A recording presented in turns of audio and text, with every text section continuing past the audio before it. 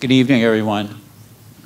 I want to welcome you to the public meeting tonight, and my name is Chip Cameron. And Is there a reason why we don't get a public hearing here? we're going to answer that question, the difference between a public hearing and a public meeting. We will provide that answer for you because I know that people are interested in that. You're not getting me? Hey, Charlie, he's not getting me on the transcript. I was getting it before. What about now? Are we getting anything at all? Okay, we have an audio guy coming down. And for your information, we're taking a transcript of the meeting, and that'll be your record of what transpired here tonight and the NRC's record. Nothing at all?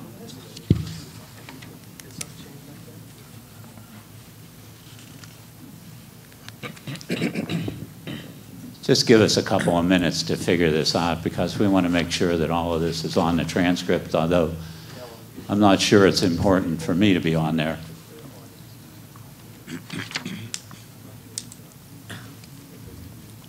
Okay, so it's still not working.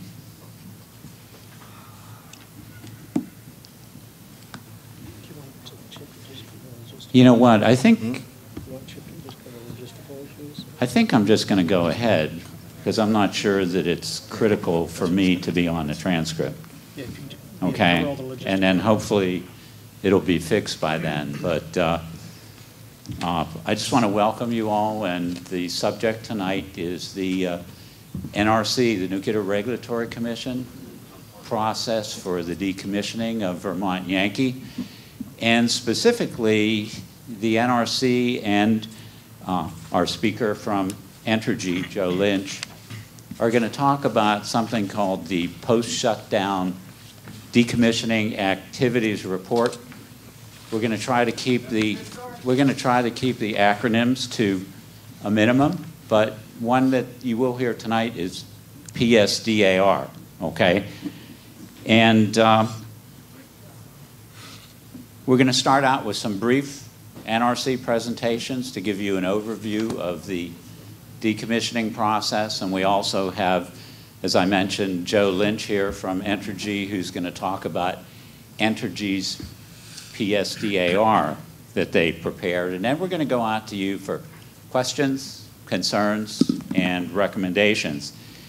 And my role as a facilitator is to try to help you all have a productive meeting tonight. And I wanted to spend just a couple of minutes on meeting process issues so that you know what to expect tonight. The objectives of the meeting, first of all, first objective is to give you clear information on the NRC oversight process and on Entergy's PSDR. Second objective is to answer your questions and to listen to your concerns and your recommendations. In terms of format, as I mentioned, and you're probably going to, Gary and I usually do a duet, okay, throughout the meeting, and yeah, and so you're going to probably, you're probably going to hear Gary, and Gary, we're going to ask Gary to try to be courteous throughout the meeting, but you may hear something from that corner. But at any rate, format, we're going to have some NRC speakers, Entergy, and then we're going to go on to you, but I'm going to ask for your patience.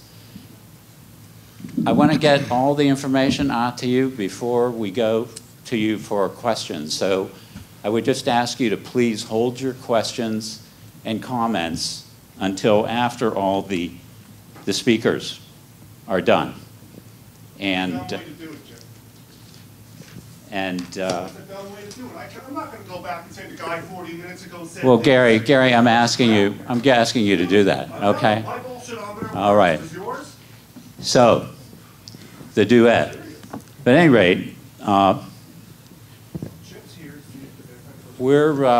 would ask you to follow some ground rules tonight. The first one is to wait until all the presentations are done before we go out to you for questions. Second one is I would ask you to be brief in your questions or comments. I'm not going to set a time limit, but a few minutes. And I have a list of all the people who signed up to speak, to ask a question. You can come down here to talk to the NRC staff, or if you want, I'll bring you the cordless microphone to you in the audience, and if you could just stand up and introduce yourself to us and ask your question or make your comment. And in terms of the ground rule about being brief, I'm also asking the NRC staff and Entergy to also try to be brief and concise in answering any questions so that we give more time to all of you out there. And I'm going to go to everybody once before we go back to anybody for a second round of comments and questions. We're scheduled to go till 9 o'clock tonight, and if we need to get to remaining people, we'll go over for a little bit. And the NRC is also asking you to submit written comments on the PSDR, and they'll explain that. But if you want to come up and give a short summary of your comments for the record tonight, that's fine to do that. And we have Pete Holland here, who is our court reporter, and he's going to be taking the transcript. And I would ask you, because we're taking a transcript and because we want to pay attention to whomever has the floor at the moment, I would ask that only one person speak at a time. And finally, I would just ask for all of us to extend courtesy to everybody else in the meeting room. You may hear opinions that differ from yourselves, your opinions, but just please respect the person who's giving that. And in a minute, I'm going to introduce Drew Persinko and ask him to introduce the rest of the panel. But first of all, before we go to that, I wanted to introduce representatives of two elected officials, and one is Haley Perot from Senator Sanders' office, and Tom Berry, who's here from Senator Leahy's office.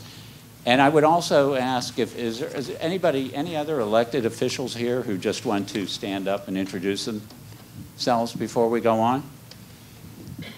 Okay, go ahead. I'm Kate O'Connor, and I'm the chair of the Vermont Nuclear Decommissioning Citizens Advisory Panel. Okay. Thank you very much, Kate. Any other elected officials?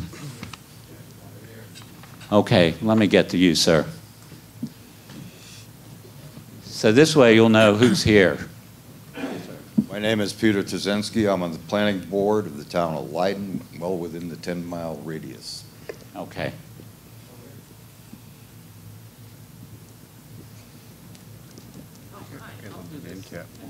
It's okay. Thanks, Chris. John Ward, Gill Select Board, Gill, Massachusetts. Gill, Massachusetts. Thank you. All right. Well, we're going to go to our panel, and they're going to complete their presentations, and then we're going to go to you for the rest of the evening. And this is Drew Persinko, Deputy Director of the Division of Decommissioning, and I'm going to let you go with the full title, NRC Office of Nuclear Materials Safety and Safeguards. So, Drew, I'll turn it over to you now. Pete, do we have a do you have us? Yes. Okay, good. Okay. Great. Good evening. Can you all hear me? Okay, I too want to welcome everybody to our meeting tonight. My name is Drew Persinko. I'm the Deputy Director in the Division of Decommissioning, Uranium Recovery, and Waste Programs within the NRC.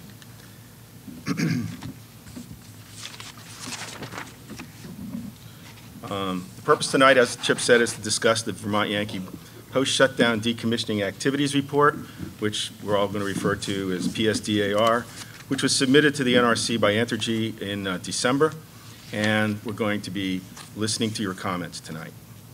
The PSDR, the purpose of the PSDR is to provide a general overview for the public and the NRC of the licensee's proposed decommissioning activities. This meeting is required by NRC regulations. We originally were going to have this meeting in late January, but we were asked by the Citizens Advisory Panel to postpone it, which we did.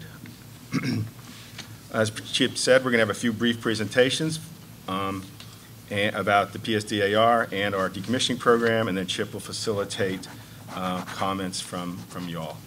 The meeting is being transcribed. There are feedback forms in the room here, and we plan to adjourn around 9 o'clock. So our agenda this evening is that I'm going to give a few introductory remarks. Bruce Watson to my left will speak about the requirements of the PSDR. Doug Broaddus on my right will speak about the NRC's review of the PSDR and the licensing status of Vermont Yankee. To his right is Mark Furtis. Mark is in our Region 1 office, and Mark will talk about inspection programs at NRC and in Region 1 and at Vermont Yankee. And to my left is Joe Lynch from Entergy. Joe will be speaking about the contents of the Vermont Yankee PSDR. And as we said, then Chip will facilitate a public comment session and then close the meeting approximately 9 o'clock. So let me begin with a short introduction. It really starts with NRC's mission. It's all about the mission. The mission is that NRC licenses and regulates the nation's civilian use of radioactive materials to protect public health and safety, promote the common defense and security, and protect the environment. This was our mission during operation of the facility. It remains our mission during decommissioning. And the decommissioning will be carried out according to our regulations. One of the decommissioning regulations is in Part 20. CFR stands for Code of Federal Regulations. The 10 CFR Part 20. And in 10 CFR Part 20 is a definition of decommission. And the definition is to remove a facility safely from service and reduce radioactivity to a level that permits either unrestricted release or restricted release. No nuclear power reactor or any other nuclear site in the U.S., for that matter, has pursued restricted release, and all have pursued what's known as unrestricted release. So the release criteria is as follows. For unrestricted release. Gary, just hold your questions, please. It is habitable today, sir? We know it's an honest question. We want to get this. We will answer it. Okay. Wait 30 minutes to get an answer to the question of whether or not those decommissioned sites are habitable by the general public today. Gary, I'm going to have to ask you to desist. Okay? Until let all these people get through the presentation. So go ahead. For unrestricted release, the requirements are that the dose be less than or equal to 25 millirem to the average member of the critical group that considers all pathways for receiving the dose, and for a period of performance of 1,000 years. I'm not going to go through the restricted release criteria because that's not what's being pursued by Vermont Yankee. For unrestricted release, I mentioned the criteria being 25 millirem. Well, just to put that in a little perspective here, a millirem is a unit of dose on human beings. Although our criteria says that it's 25 millirem, past history has shown by other power reactors that have decommissioned, they've actually decommissioned down to in the order of a few millirems, on the order of 2, 3, 4, 5 millirems. So although our criteria says less than or equal to 25 millirem, the fact is that all the other power reactors that have completed decommissioning have completed it to much lower levels. For comparison, what's a millirem? I want to just for comparison. You take a ride across the country in an airplane, you get about 3 millirems flying across the country. Get a chest X-ray, you get about 10 millirems. And in a normal course of background, just your normal course of business, in a year you get about 300 to 600 millirems. So that's just for perspective when we talk about what is a millirem. Okay, this slide It's a very important slide, I believe. It shows the roles and the activities of the licensee on the left, the NRC in the middle, and the public on the right. And so the process, and it shows their decommissioning process in a flowchart form. So on the left, you see there's initial notification and fuel removal. So the initial process starts off with a certification of cessation of operations by the licensee, Entergy. And then a certification of fuel removal from the reactor, which has been done. The next is the submittal of the PSDAR. You see there it says decommissioning report on the left. That's the PSDAR.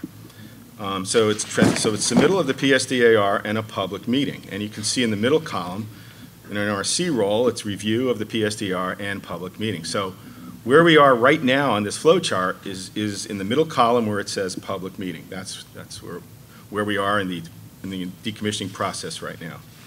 I want to note that the NRC does not approve the PSDR, but we do review it to assure that our regulations are being met. And Bruce and Doug will speak more about that when they speak.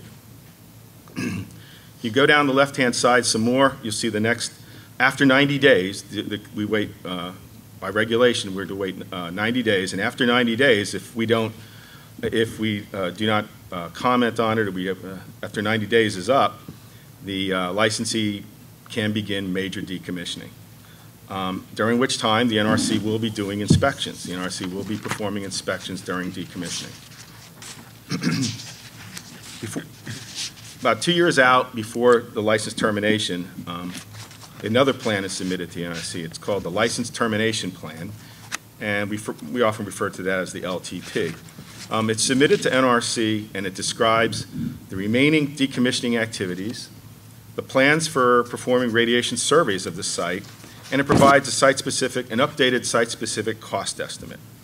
The NRC does review and approve we do review and approve the LTP if it's acceptable. Approval of the license termination plan is a licensing action, and thus there is an opportunity for a hearing at that point. And at this point, let me just clarify a bit here. I've been to a couple of meetings up here, and people refer to this as a hearing. At the NRC, we would call this as a meeting. This is a public meeting, a meeting open to the public.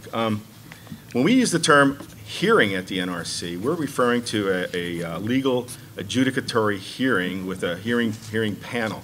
So that's why, sometimes people have referred to this as hearing, but in our vernacular, this is a public meeting.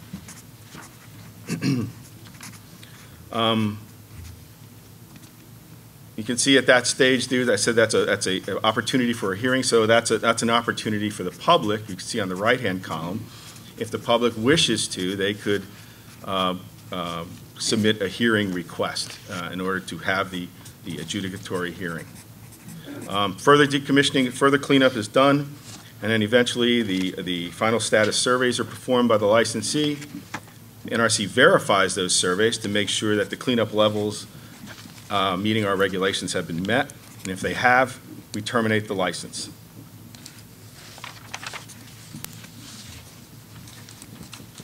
Decommissioning regulations also include provisions for protecting the environment. Our environmental law is the National Environmental Policy Act, otherwise known as NEPA, and our regulation that implements the law is 10 CFR Part 51. At the PSDAR stage, the PSDAR includes a discussion requirements.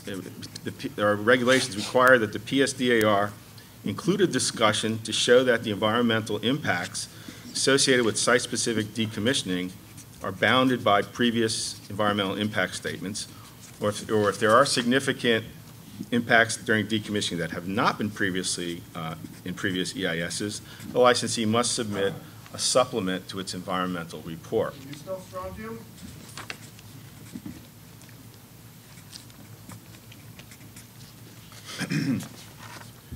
At the license termination plan, it must include the supplemental environmental report if any new information or significant environmental changes are discovered. And since that is an official licensing, since that is an official licensing action, an environmental assessment must be performed by the NRC. I'm not going to say too much about this slide. This slide just shows an internal bookkeeping, if you will. within the NRC. The decommissioning has different organizations within the NRC have different responsibilities for decommissioning. At a certain point in time, the project management function is transferred from one of our offices to another, and the inspection programs are transferred from one division to another. That's just internal bookkeeping, if you will. From your perspective, what you should see is a different name on the letters that are being sent out. It'll be a different project manager or a different inspector. But that's how internally we transfer the project. This slide, I wanted to show you, the purpose of this slide, this bar chart, is I wanted to show that the NRC has a lot of experience in performing decommissioning. Since 1997, the NRC has terminated the licenses of over 80 facilities, including power reactors, material sites, and research reactors.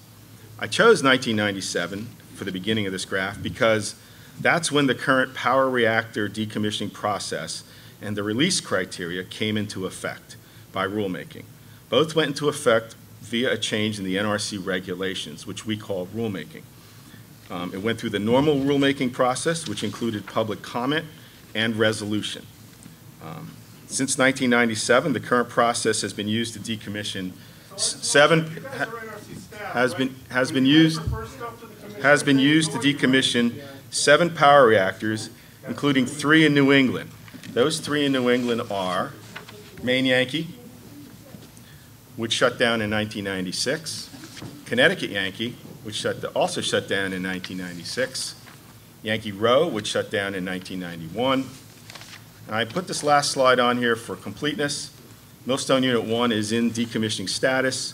It's in Waterford, Connecticut. It's currently in Safe Store, and it shut down in 1995. That concludes my presentation. With that, I'm going to turn it over to Bruce Watson, who will talk about the PSDR requirements. Thank you, Drew, and thank you all for joining us tonight and taking time out to be here. Our performance-based risk-informed regulations went into place in 1997. The 2 key ones are Part 20 and Part 50. Part 50 deals specifically with the decommissioning of power reactors. Another important regulation, in effect, is the one for independent spent fuels storage, known as ISFSCs. Like I said, these went into effect 1997. We have 18 years of implementing experience, and we have completed the decommissioning on 7 power reactors to date and numerous other facilities. We play baseball there? Entergy provided a draft of the PSDR in October for public review. It's submitted to the PSDR to us formally on December 19th. And on December 23rd, the PSDR was available in Adams for everyone to see. December 29th, Vermont Yankee permanently ceased operations. And on January 12th, Entergy certified that VOI permanently ceased operations and the reactor was completely defueled. This means that the fuel cannot be put back in the reactor, nor can the plant be operated again. If they want to operate again, they'd have to apply for an operating license. We issued the public notice for the PSDR for this public meeting and made it available for everyone to be aware of. Next slide. There are 3 decommissioning options in our guidance. Decon, which is the immediate dismantling of equipment and structures. In other words, the plant is promptly removed or decontaminated to allow radiological release. We currently have 5 plants in decon. The other option is safe store. The plant is placed in a safe condition, safe, stable condition, and maintained in that state until it is subsequently decommissioned to permit radiological release. We currently have 14 plants, including Vermont Yankee, in that status today. Entomb was also an option, but that is not available. We have no plants that plan, or we have no regulations to allow entombment. One of the key features of the regulations is that radiological decommissioning must be completed in 60 years. Now, part of Vermont activities is that they do have the settlement agreement, which takes into account information from the input from the state and the stakeholders. And also, the NRC encourages that that the licensee or the state form a citizens advisory panel, which has been done. and that's to continue to solicit input on the decommissioning. Next slide. The content of the PSDR is outlined in 5082, and the details can be found in Regulatory Guide 1.185. It must include a description and schedule for the planned decommissioning activities. It must include a site-specific decommissioning cost estimate, including the cost of managing the irradiated fuel. It also must include a discussion that provides the means for concluding that the environmental impacts associated with the decommissioning activities will be appropriately bounded by the appropriately issued environmental impact statement or assessment. Can you go into how that interacts with Entergy's statement this week? They're out of here in 60 years, sir. The post-shutdown activities report, part of the process is that the NRC regulations that require a public meeting be held. So we are here tonight to hear your comments. We will make the PSDR available for public comment, and there's the Adams number in our publicly available document system. One thing I do want to note is that we do not approve the PSDR. It is a report, like I said, on the description of the activities, the cost estimates, and also on the environmental impacts of the decommissioning. I want to point out that the decommissioning, with the restrictions of the timetables that are outlined, the 90-day requirement and other things, that decommissioning can be started under the current license. So this is not a federal action in the respect that it's not a license action as a license amendment or an exemption. It's merely a report to us, which we will gauge its content on and make sure it meets our requirements. Do you guys know how to decommission Fukushima? So given that, I will turn it over to Doug Brodus. All right. Thank you, Bruce. So I'm a branch chief in the Office of Nuclear Reactor Regulation, as Drew indicated before. I have responsibility for the project management oversight of the Vermont Yankee for now, while it was operating, as well as now that it's in the transition from decommissioning to, or from operating to decommissioning. Part of that oversight is for the review of the post-shutdown decommissioning activities report, and I'll be talking about that. And as Bruce indicated, that there's specific requirements associated with the post-shutdown decommissioning activities report, and those requirements are called out in our regulations as indicated in the slide. We also have a regulatory guide that describes the information that we expect to be in the post-shutdown decommissioning activities report as well. And so when we receive the report, we farm it out to other technical reviewers who have expertise in the specific areas that are required to be in the report. So I wanted to talk a little bit about the types of evaluation criteria that we have for that. As Bruce indicated, we don't approve the report, but we do review it to ensure that it contains all the required information by our regulations. So that's the first key activity. We'll also look at the technical approach, the approach that the licensee is described, which option they're planning to use to go forward, and to determine whether or not the approach that they've described is feasible, given the technology the technologies in the approach that they're planning to use. The next key area is, can it be completed within the time frame specified? And in this case, Entergy's plan indicates that they're going into safe store, and therefore, and that they will be conducting the decommissioning activities over the 60-year period. So is their plan feasible, and have they adequately described that to determine, for us to be able to determine whether it can actually be conducted during that time frame? So the next area is the cost, and I'll talk about that a little bit more in the next slide. So I won't get to that yet. But the final thing is it in compliance with our regulations, and primarily does the PSDR, are there any activities that would potentially endanger the public health and safety? Obviously, if that were the case, we would not allow them to continue to move forward with the plan from that standpoint. So it needs to demonstrate that it's a protective of health and safety. Protective action guidelines are the current ones, or the ones that got adjusted up 20? time after Fukushima?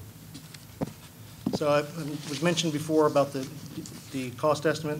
So along with the post-shutdown decommissioning activities report, licensees also required to submit a site-specific decommissioning cost estimate.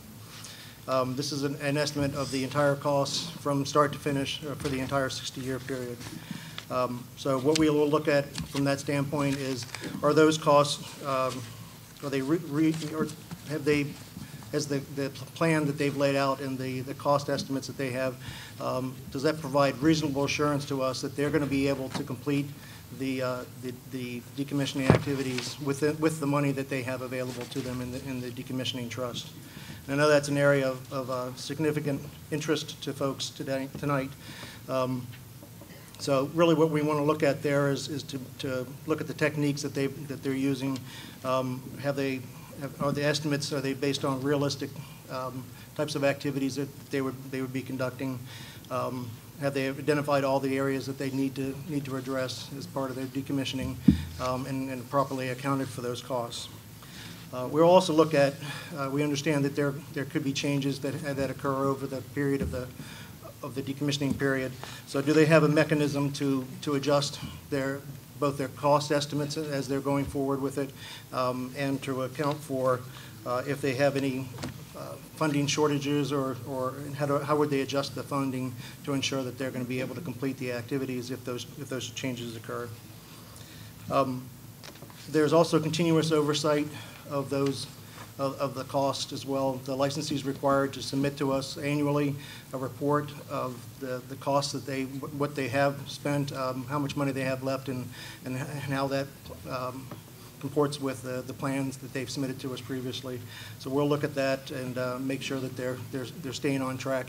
And obviously, if there's any deviations from that, we would have some questions, or we would expect that they would address those changes within that. In addition, if they make any significant changes, even throughout the year, they would be required to report those changes to us as well.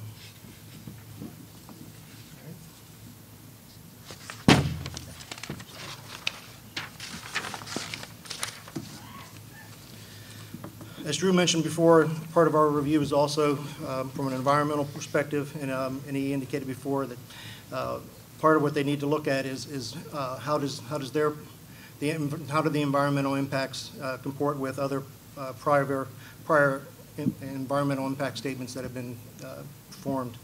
There are two key environmental impact statements that would be applicable here. The first is the site-specific environmental impact statement that was performed for the plant when it was originally licensed. So the activities would have to still be within that original environmental analysis that was performed at that time. There was drop-in on site? The next is the NRC developed a number of years back a generic environmental impact statement on specifically for decommissioning of nuclear facilities. This specific report was specifically addressed the three different options for decommissioning that Bruce mentioned earlier, the types that they could go into, and the typical types of impacts that would be expected of those types of activities. So the licensee would have to ensure that the licensee would have to ensure that they have addressed those environmental impacts and determine whether or not they're within those initial or previous environmental reports. We'll also continue to assess the environmental impacts throughout our inspection program and see if there's any new changes or any new environmental impacts that occur throughout the process. Next.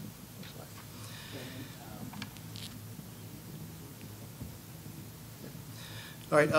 Finally, as Drew mentioned earlier, we're here tonight to solicit comments on the PSDAR. Our review will consider those comments. We'll look at those comments and we'll determine if there's any adjustments or any additional information that's needed. We would expect as well that the licensee would also be able, we would make those available to the licensee to make sure that they have those and they have the opportunity to see those public comments as well. As we go through our review, we may ask for additional information. And we'll complete our review once we have all the information and we're able to make the determination that what they've submitted is in compliance with our regulations and provides all the information that's required. So we don't, as we mentioned before, we don't approve it, but if we need additional information to be able to complete our understanding of what they're going to be doing and understanding that of how they're going to proceed, I'd ask for that information and expect to get that type of responses. Once we're done, we will notify the licensee that we don't require any additional information, and we'll also address we'll do a summary of the public comments and as well, and we'll make sure that those are available to the public. As Bruce mentioned before, licensee can't begin major decommissioning until after 90 days after we've received the PSDR, and so we're in that 90-day period now. We're conducting our review at this point. All right. With that, I'm going to turn it over to Mark. Thanks, Doug. Let's move this closer for me. All right. My name is Mark Furtis. I'm from our regional office, as Drew said. My group has responsibility for the oversight program for sites that are in decommissioning, as well as sites that have dry cask storage. Before I kind of go into the details of that, I'd like to just briefly mention how Vermont Yankee finished its operating history from last year. They finished the assessment period with all green performance indicators and any findings that were issued to them as all green, meaning that they continued to be in the licensee response column of the NRC's action matrix. If you have any questions concerning prior performance, Sarah Rich is here. She's the acting senior resident inspector. We'll be more than happy to talk to you after the meeting about that. So I just wanted to point out how the station did finish up the final period of operations for them. So with that, moving forward, the way the oversight program works, we continue to perform oversight. We continue to monitor activities at the site. Gary, I'm going to have to ask you to be courteous so that people can hear what is being said up here. You signed up like everybody else, and you're going to get your turn, okay? But so far, I think people are getting the message. We're trying to ignore your outbursts, and I don't want to have you escorted out, okay? Because I know that you're passionately concerned about this, and you have good questions, but you're going to have to just be courtesy. Okay. Okay. Thank you. I just want to reiterate that the oversight and monitoring occurs for the entire period of the decommissioning process, and that includes as the plant shut down, as it transitions to safe store as Vermont Yankee has planned, and also continues as long as there's spent fuel at the site. Our focus continues to be safety and security, as it was for the operating plants. Mentioned here on the slide, if you are interested, you can go ahead and read about what the oversight process or program entails. There's really two documents I would point you to. One, the first one referenced there, deals with our decommissioning process oversight, and then the second one deals with our dry cask storage inspection process.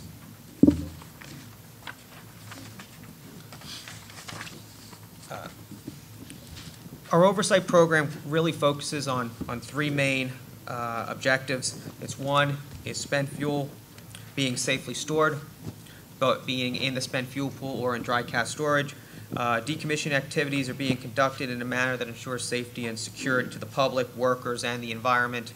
And then finally, that site operations and license termination activities are performed in accordance with federal regulations and license commitments. Next slide.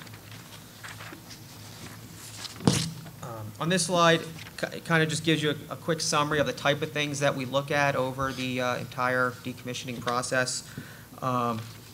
Our inspections are conducted by qualified inspectors that go through rigorous training programs. It's a combination of the resident inspector that is currently at the site, our regional inspectors from our regional office. We also go to our headquarters technical experts if needed for certain areas, as well as we have contractors available to perform independent surveys or other analysis that may be needed for us.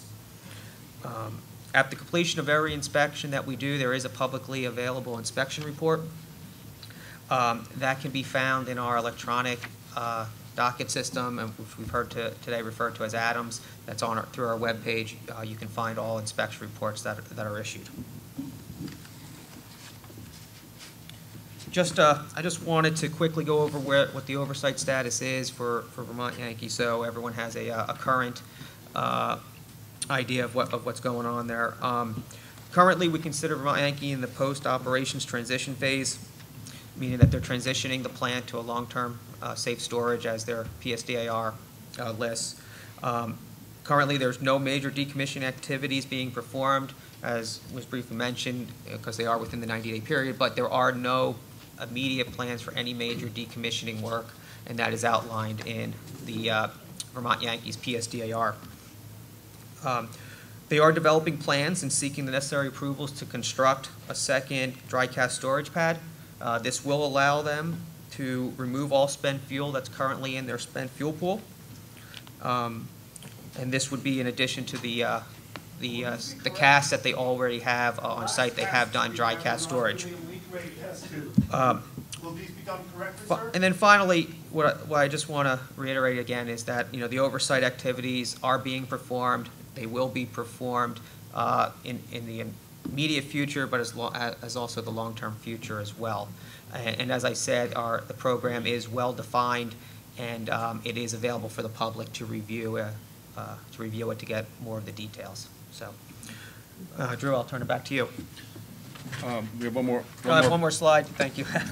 One here. This kind of is some of the main reference documents, not only from what I've talked about, but what the other speakers have talked about that are good documents to review. All of these are available in our public webpage.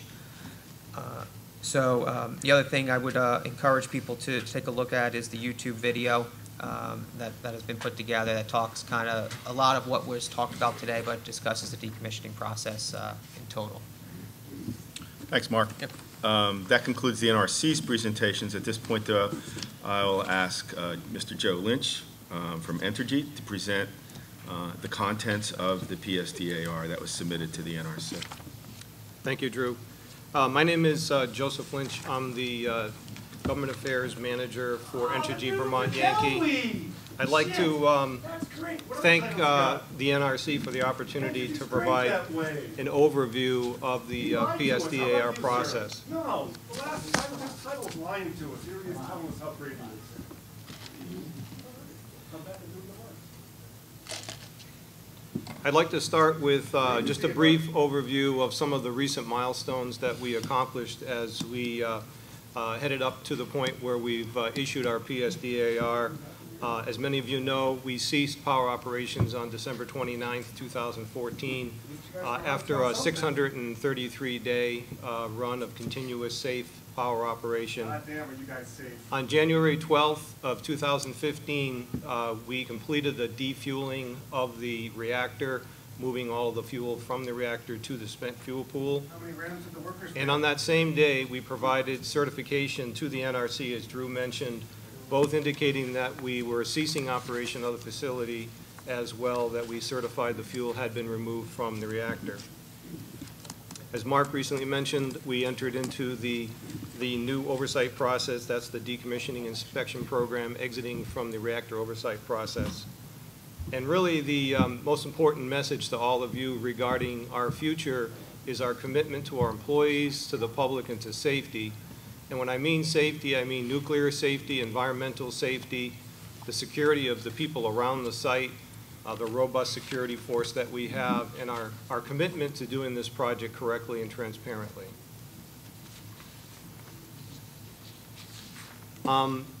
Leading up to the shutdown, Entergy Vermont Yankee announced in August of 2013 the intention to shut down the facility at the end of 2014.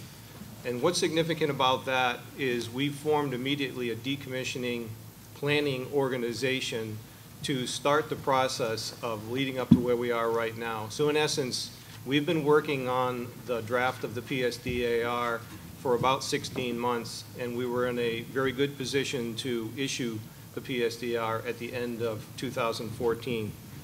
This was consistent with the settlement agreement that we had reached with the state of Vermont, which would provide that information in advance of its submittal. Included in that settlement agreement were a number of initiatives to help the economic benefit of both the Windham County area with a economic development fund. A total of $10 million was going to be provided for economic benefit over a 5-year period. We also provided $5.2 million to the Clean Energy Development Fund, and we started payment into a $25 million site restoration fund, of which the first $10 million has been provided to that particular fund. With all of that, we were issued a certificate of public good by the Vermont Public Service Department on March 28th, allowing us to operate through the end of 2014. And the last significant milestone that we accomplished prior to issuing the PSDR for NRC review was the issuance of a site assessment study. We believe this is a first-of-a-kind document that was developed in part to give information to key stakeholders, state agencies, and the public in advance of us submitting our PSDAR. It included a draft PSDAR about 60 days before we submitted the final one to allow people to take a look at what it contained. It also gave a summary of our decommissioning cost estimate, and it provided 2 historic site assessments, one for all of the radiological events that occurred at the site that were noteworthy and would be part of decommissioning, as well as the non-radiological events that had occurred at the site. And these are 2 living documents that will be updated as we go forward with decommissioning. And then finally, we did issue our PSDAR on December 19th, and we provided that on our website, vydecommissioning.com, for everyone's review and to ready people for this opportunity to provide comments to the NRC. Our transition from operating to decommissioning and the safe store plan that we have also involves reductions in our staffing. So right up to the end of 2014, we were about 550 staff. We've reduced that staffing down to about 316 going forward. That occurred on January 19th. Our dedication at that point was to our employees, and we're happy to report that all but a very small amount, less than 6 of our employees, found employment either within Entergy or within the industry or in their area of expertise. And that was a very important focus for us as a company. We'll be going through another staff reduction in midpoint of 2016, where we expect to go from our current staffing level, about 315, 320, to about 127 as we transition to the point where we'll be putting fuel from wet to dry. And then finally, as we transition into the full safe store organization, we expect that organization to be about 57 to 75 people, the majority being security overseeing the safe and continuous view of the site. As far as our PSDAR is concerned, we wrote that using the guidance provided by the NRC, that being 10 CFR 50.82, as well as a reg guide that the NRC has issued, the same reg guide they'll be using to review the PSDAR, Reg Guide 1185, Revision 1. We also reviewed a number of PSDRs that were submitted by other sites that were either in previous decommissioning or in the process of decommissioning to make sure that we are getting operating experience and experience from other plants that were in this particular position. And we put together this experienced team that included our own folks from our decommissioning planning organization, as well as TLG Services, which is a industry-known decommissioning estimating organization, who also has expertise in writing PSDARs. The content follows very closely the reg guide. It has a description of the planned decommissioning activities. It goes through a very detailed schedule of decommissioning. It provides a detailed decommissioning cost estimate and talks about the environmental impacts and how we comply with them. And as mentioned by the NRC, this is a living document, so any major changes to our plans for decommissioning would inspire us to revise the PSDAR as part of those regulations. The decommissioning schedule that we have developed based on the Safe Store plan that we're going to implement at Vermont Yankee has us going from where we are right now into a preparation period from essentially when we shut down at the end of the year till the midpoint of 2016. We'll be making plans for transition into Safe Store from the middle of 2016 until the year 2020. We'll be going through the process of moving the fuel from wet storage to dry fuel storage. That will include the installation of a second dry cask fuel storage pad and the loading of 45 additional canisters, and I'll talk a little bit more about that. Then we enter into a long-term Safe Store period. Right now, we're assuming that to be about 32 years, which will have the plant laid up in a dormancy state with the fuel all stored onto dry cask fuel storage. It is our estimate right now, based on information from the Department of Energy, that they will be taking fuel and completing that by around 2052, at which point we will then transition into the final part of the dormancy period. The one thing I will note, and I put on this slide, is that this is based on the growth of the decommissioning trust fund at the rate that the NRC allows by regulation, which is about 2% per year.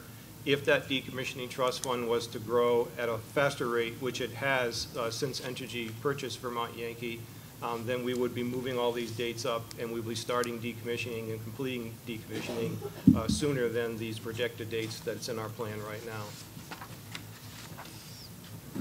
As we make our final preparations for decommissioning, right now the estimate is that will start in about 2068 and be complete in about a year and a half. Then we would go into active decommissioning, which would include large component removals for about a year and a half, followed by large system removals, building decontamination, and demolition from 2070 to 2073, about 2.5 years worth of work. And then finally, as described, we'll enter into our license termination period. We will meet the NRC requirements for unrestricted site use and the 25 millirem per year criteria established for unrestricted use. And then finally, we'll enter into a site restoration period, which will take us to about 2075 and about 59 years from the shutdown of the facility. And again, all these dates are predicated on the assumption that the growth of the fund will be in accordance with what we're allowed to by regulation, but based on traditional and past performance, we expect that we'll be able to move that up. Moving on to spent fuel management, which is an important element of the PSDAR.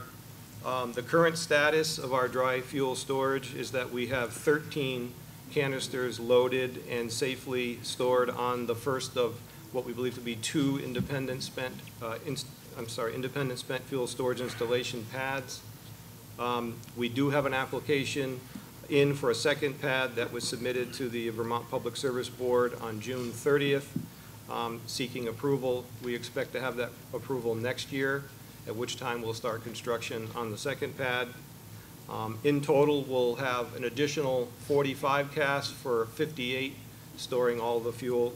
And again, as I mentioned earlier, our plan is to have that complete by the year 2020. The next slide shows a photograph, an aerial photograph of our independent spent fuel storage installation. The arrow is pointing to the existing pad. And then the next slide shows the current location of our first pad, and then the warehouse that's just to the right of that is the location for the second pad. So they'll be adjacent to each other to allow the loading based on the existing load path that we have in place.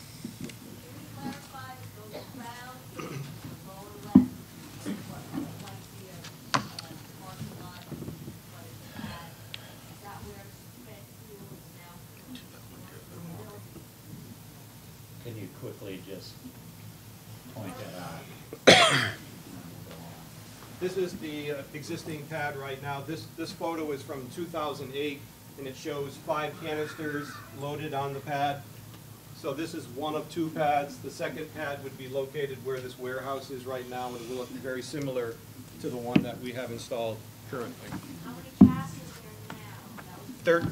There's 13. 13 now on that first pad. I'm going to have to go on, and then we'll get to questions. Okay, go ahead, Joe. Next slide, please. Submitted at the same time as our PSDR was our irradiated fuel management plan. Again, this was submitted in accordance with NRC regulations, and NRC will be conducting their review in accordance with their process. This essentially discusses the changes to our program for the management of irradiated or spent fuel. We intend to manage the fuel in accordance with a plan to move all the fuel from wet to dry. We also provide the information about how we're going to fund the movement of the fuel and pay for the spent fuel management going forward. And as I had mentioned a little earlier, and then again to summarize where we stand with our existing fuel, the spent fuel pool right now contains 2,996 spent fuel assemblies. The 13 canisters I described contains 884 spent fuel assemblies. So right now on site there's a total of 3,880 spent fuel assemblies. And again, based on the latest information from the DOE, we expect their loading campaign would start in about 2026 for Vermont Yankee, complete by 2052. And this program also further talks about our strategy for managing fuel and the funding going forward. The last thing I'll talk about is our detailed decommissioning cost estimate. This was prepared in accordance with NRC guidance, again by TLG Services, using their cost estimating model, which is used by the majority of the industry. And it also was informed by plant-specific data, walkdowns that we did at the sites, and using our design basis to determine the size of buildings and structures that are on the site.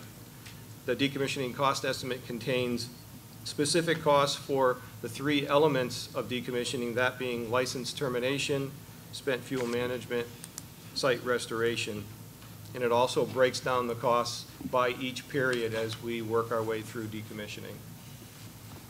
Some of the key estimates, some of the key assumptions used in the decommissioning cost estimate is that we'll have the second dry cask fuel storage pad installed in about 2017. We'll expect to have all of the offloading of fuel from wet to dry complete by 2020. Again, the assumptions that DOE would be starting to remove fuel from the site in 2026, completing it in 2052. Our safe store period is 52 years, as I mentioned earlier. We'll be starting active D&D, or decontamination and dismantlement, in 2068. That'll be about 6 years. And then finally, the time assumed is 1.5 years for site restoration. What if you find strontium? And again, some of the background information is that this is all predicated on following NRC regulations and cleanup standards, that being the 25 milligram per year. And what if the money's not there in 60 years? The current overall cost estimate for the decommissioning of the site is $1.242 billion. We put that out in our site assessment study. That's all in 2014 dollars. Subtract out the 2 lines of credit. Gary, come on. Gary, please, I know you want to know, but let's let him finish so we can go on to Ollie. $1.24 billion minus the 2 lines of credit. Okay. Moving to spend fuel leaves us, how much are we looking for? Please finish up, Joe. Please finish up. Thank you.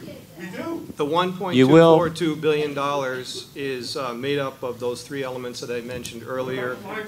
Our current estimates are license termination at $817 million, the cost of site restoration at $57 million, and the management of the spent fuel will be $368 million. The current balance of the Nuclear Decommissioning Trust as of the end of 2014 was $664.5 million. The next slide just shows a graphic of how the decommissioning costs are broken down, totaling up to the $1.2 billion. I will talk a little bit about the spent fuel management costs. I had mentioned the total cost was $368 million. That breaks down into two elements, that being the operational costs. This is the year-to-year costs of overseeing the spent fuel up till the year 2052, when we've assumed it's going to be completely removed to the site. That's $225 million. And then the cost to actually complete the transfer of the fuel from wet to dry, completing in the year 2020, would be at a cost of $143 million. In order to fund this, Entergy has established two lines of credit. They total $145 million. And the strategy here is to use this private funding so that we don't have to take money out of the Nuclear Decommissioning Trust, thus allowing the trust to continue to grow. And then we would use the opportunity to have litigation against the Department of Energy to recoup those costs. In conclusion, our focus as we transition to dormancy and dry cask fuel storage would be continued compliance with our settlement agreement with the state of Vermont. We do have a number of decommissioning preparation activities, including system layups and draining of systems, depowering certain buildings to cold and dark, and then upgrading our security modifications. We'll also have some select outbuildings that will be removed to shrink the footprint on the site and get those activities done before we enter into dormancy. We will have a commitment to our ongoing environmental monitoring programs. Those will not change even though we've entered into decommissioning. And one of the very key milestones that we expect to be working through this year is to work closely with the state of Vermont to negotiate the final site restoration standards, which is one of the elements in the settlement agreement that is yet to be completed, but is our intention to complete that this year. And then finally, the completion of that year. To continue to get information out to the public, we expect to have open and transparent communications that through both our contribution to and participation in the Nuclear Decommissioning Citizens Advisory Panel, which has met 5 times since the announcement. And we expect to continue to have a role in that, providing updates on a regular basis. The next meeting is next Thursday, February 26th. We also will continue with our stakeholder outreach, both through speaking engagements and community involvement. And I'm proud to say that last weekend we were a sponsor for the Harris Hill ski jump event for the 30th year in a row in Brattleboro, which shows that we've been very serious about our commitment to the community. Finally, we'll be continuing tours of key stakeholders, and all the information, including this presentation, any future information having to do with decommissioning, will be on our website for public review. Thank you. Great job, man. Okay, thank you. Thank you to the panel. We're going to go to 3 officials from the state of Vermont. We're going to start with Chris Recchia, then we're going to go to Bill Irwin, then to Chuck Schwer. Got it? Okay. What? To sit here for over an hour and be visible. So I think I'm speaking from. No, please, Gary. He just went and got a space heater. That's how they handle it. Okay, we're going to try to get some heat. Yeah, and I apologize. I apologize, Deb, and to all of you. It is cold. Okay. So, Chris, you want to talk from here? Yeah. Face people. Hey, thanks very much, Chip. Chris Recchia, Commissioner of the Public Service Department. Thank you all very much for coming. If it's any consolation, it was colder last month for the ENDCAP meeting. I think, yeah, we'll check on the heat before we come back here. Thanks for coming to Vermont. Welcome to the state that has 45% of its electricity now produced by renewable resources, which is the largest. Nuclear is not renewable here. We haven't bought any power from the plant since 2012 when we thought it should have shut down. And we're pleased to be moving on. That said, we did reach a settlement agreement with Entergy, and it's been successfully implemented to date, including all the milestones that have been requested of both of us in that. And I want to thank Entergy for that work, including the site assessment, which was a unique document that went back to look at all the potential things that are on the site and that need to be factored into decommissioning or decontamination and dismantlement. But I do note that, there's a lot that's going to be discovered. I equate this to, for those of you who bought a house, when you bought your first house, it was, like really exciting to see it the first time. And it all went downhill from there. You went back for another visit, and you discovered, the plumbing's not quite right, the electricity's not quite right. We got, some septic issues, and but you still buy the house and you're happy about it. Well, we're gonna decontaminate a plant here that will discover other things, and I think that's the focus of my main comments, is the concern that the costs are going to become clearer as we go forward, and the picture is not going to get better. I have to mention the strontium-90, one example. Even in the last few months, we have determined that that's present, and where it came from and what the ramifications of that are, we don't know yet. But let me go to a couple of positive things first before we go to this. And I just want to say that Chuck and Bill will follow.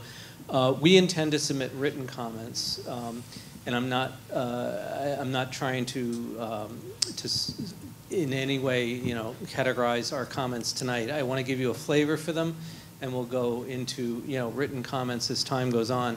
But I do want to note that we gave Entergy, as part of the settlement agreement, Entergy gave us the PSDR and the site assessment 60 days before they filed the PSDR with you, and we submitted comments to them totaling, I think it was close to 200 comments or questions, and we're waiting for a response from them, and then we will develop a written response to you guys. But I want to acknowledge that we are in a different mode now, right? The plant is shut down. It is, the reactor is defueled, and the fuel is in the spent fuel pool. That said, we are anxious, and part of the settlement agreement, or the Entergy's commitment, I should say, it was not part of the settlement agreement, is to try and move the fuel by 2020. We appreciate that. We think that's the next milestone here that we need to shoot for. I will say that, our concerns relate to the emergency protection zone in the interim. Our concerns relate to the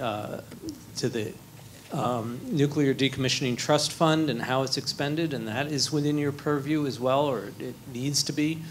And we're going to be focusing on that.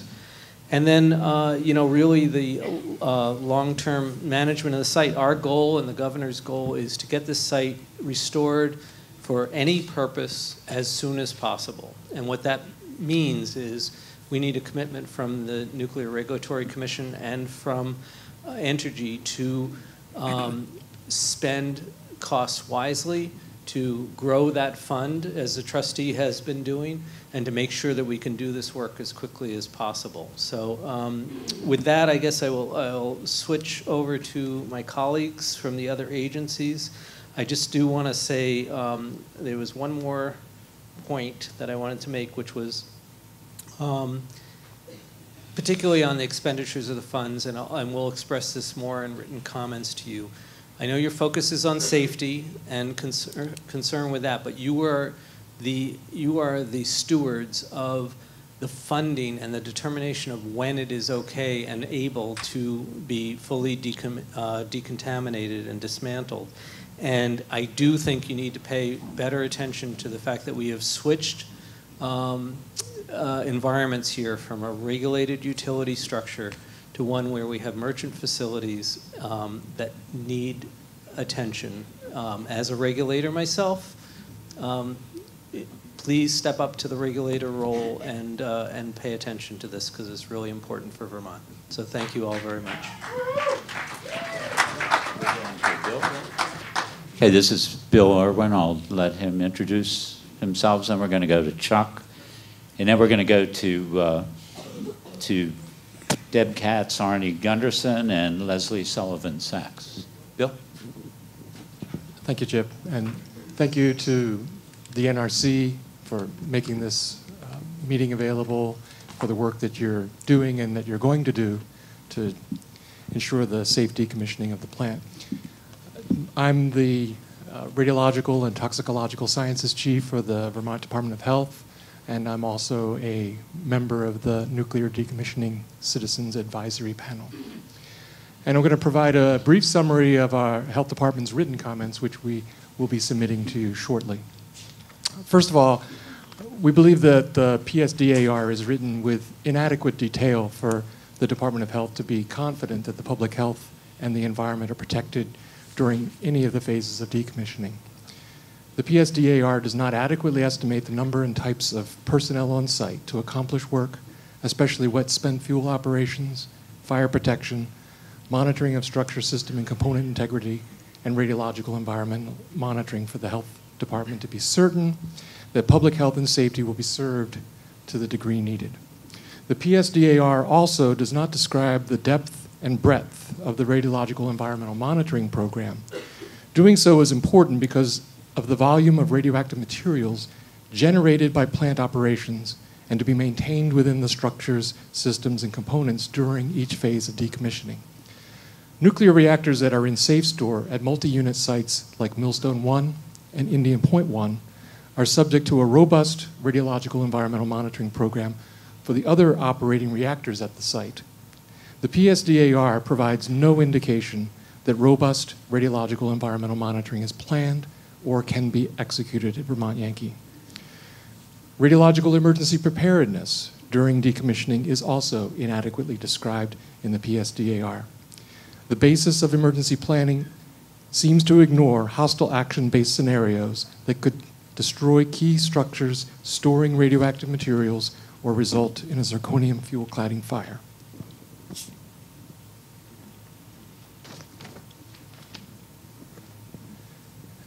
Relative to demolition to 3 feet below grade, it's clear from records that there are deeper depositions of soil contamination and that demolition more than 3 feet below grade will be required in numerous places at Vermont Yankee. Significant leakage of reactor condensate and radioactive materials spills have occurred in the advanced off-gas piping tunnel, from piping between the AOG building and the radioactive waste building, around the radioactive waste building, in the condensate storage tank yard, and between the reactor, radioactive waste, and AOG buildings and the Connecticut River.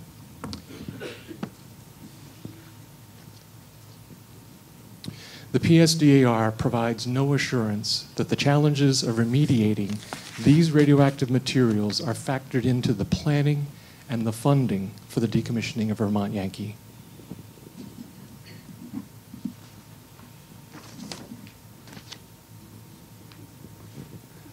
With regard to fire protection systems, there's no evidence provided in the PSDAR that local fire department personnel are fully prepared for on-site firefighting with limited support offered by reduced staff at Vermont Yankee. There is also no evidence in the PSDAR how off-site responders can manage off-site contamination that might result from fires that consume radioactive materials stored on-site.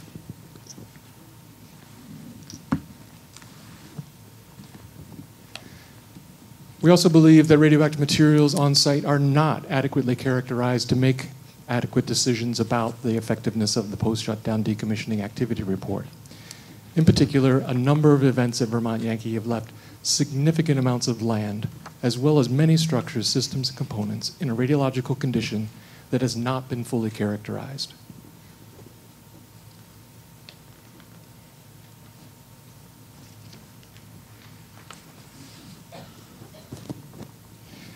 Relative to public dose, the PSDAR describes the 2002 generic environmental impact statement determination that the assessed range of possible radiological accidents during decommissioning concludes that the risk at spent fuel pools is low and well within the NRC's quantitative health objectives.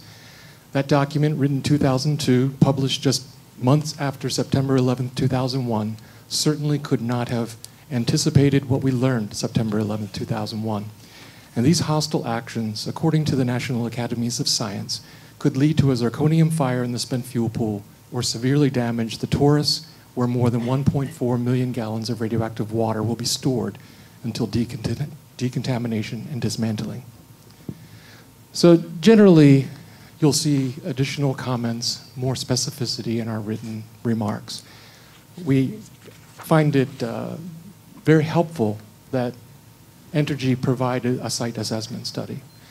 Hopefully you'll find that valuable too, because it does give much more detail in some of the historical characterization. We appreciate the fact that that was negotiated, and we also appreciate the fact that Entergy has run this plant very safely for the 41 years of operation so far. We hope that it maintains that throughout the decommissioning process, as short as that can be. Thank you. Hey, thank you very much, Bill. And this is Chuck.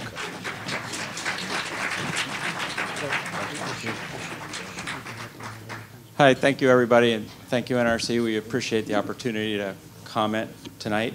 My name again is Chuck Schwer. I represent the Agency of Natural Resources. We have a much smaller role in this than the first two speakers, but also a very important role.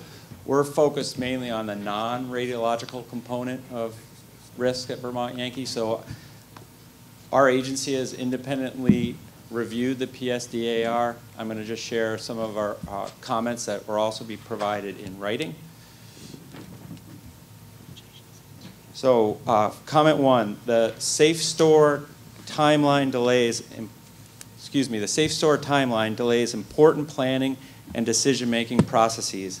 Important site characterization and remediation for non-radiological contaminants should not be delayed while VY is in safe store.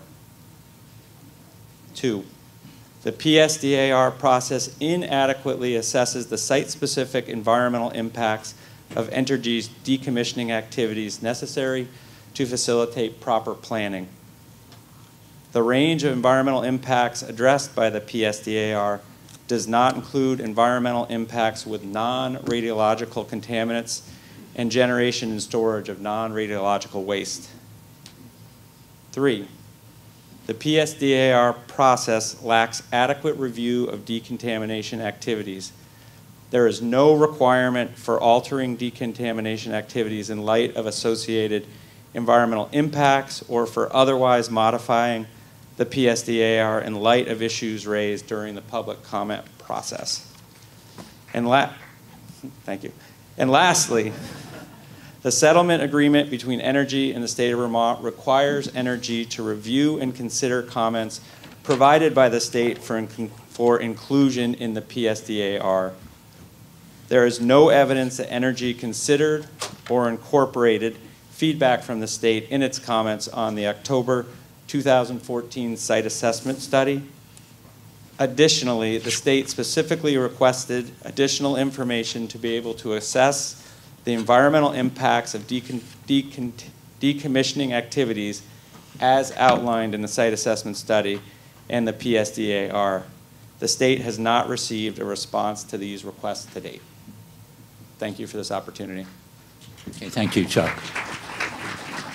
We're going to go to Deb Katz. Deb, do you want to come down here? And then Arnie Gundersen, Leslie Sullivan, Sachs.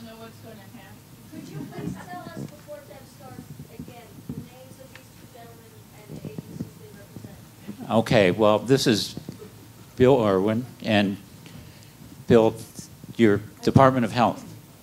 And this is Chuck Schwer, Department of Natural Resources. But I can't see them. Okay, and you know Chris Recchia, you know his. Okay, all right. Okay, this is Deb Katz. Deb. So I'm Deb Katz. I'm with the Citizens Awareness Network. We have about 3,000 members in the tri-state community. We were involved in hearings on the decommissioning of Yankee Row and Connecticut Yankee. We actually sued the NRC and won a lawsuit against you guys for the illegal decommissioning of Yankee Row. So that's a context for having some knowledge of issues. And I want to thank the state for the clarity that they provided in their comments. I really appreciated it, and I think it's really important. And it actually allows me to not go into the weeds, but to try to look at some financial issues in terms of Entergy being a merchant plant and how that impacts the issues of cleanup. I want to look at it in the first 5 years, not in terms of that endless long line that seems to go on forever for cleanup, but in terms of the movement of the fuel, which is the most dangerous activity that's going to go on. In fact, one of your NRC representatives at the CAB said this is a very risky operation. In terms of that, the issue of Entergy's financial vulnerability and their wanting to use money from the decommissioning fund to keep the EPZ in place. In fact, their request to end the EPZ at this point is really troubling to people in this community. Because, in fact, the movement of that fuel is a very big deal. There are 2 elementary schools, basically a stone's throw from the reactor. And the reactor is located in a village, in the middle of it. This is a site-specific issue, not a generic one, about why the EPZ should stay in place. Just as it is a site-specific issue that during the transferring of the fuel, that school in Vernon and the one across the river in Hinsdale should not have elementary students in it when they're moving the fuel, which is about 400 tons at this point, since they've got 13 casks on site. It is unconscionable. It is madness to think that elementary kids will be in school when they move their fuel. And it is up to you as regulators to call a halt to that idea. But all of this revolves around the issues of Entergy's not having the financial wherewithal to clean the site up because it hasn't paid into the decommissioning fund. And so there isn't enough money. Now, there hasn't been enough money at any nuclear site that you've had oversight over. Roe didn't, Connecticut Yankee didn't. But they had a rate base to go back to.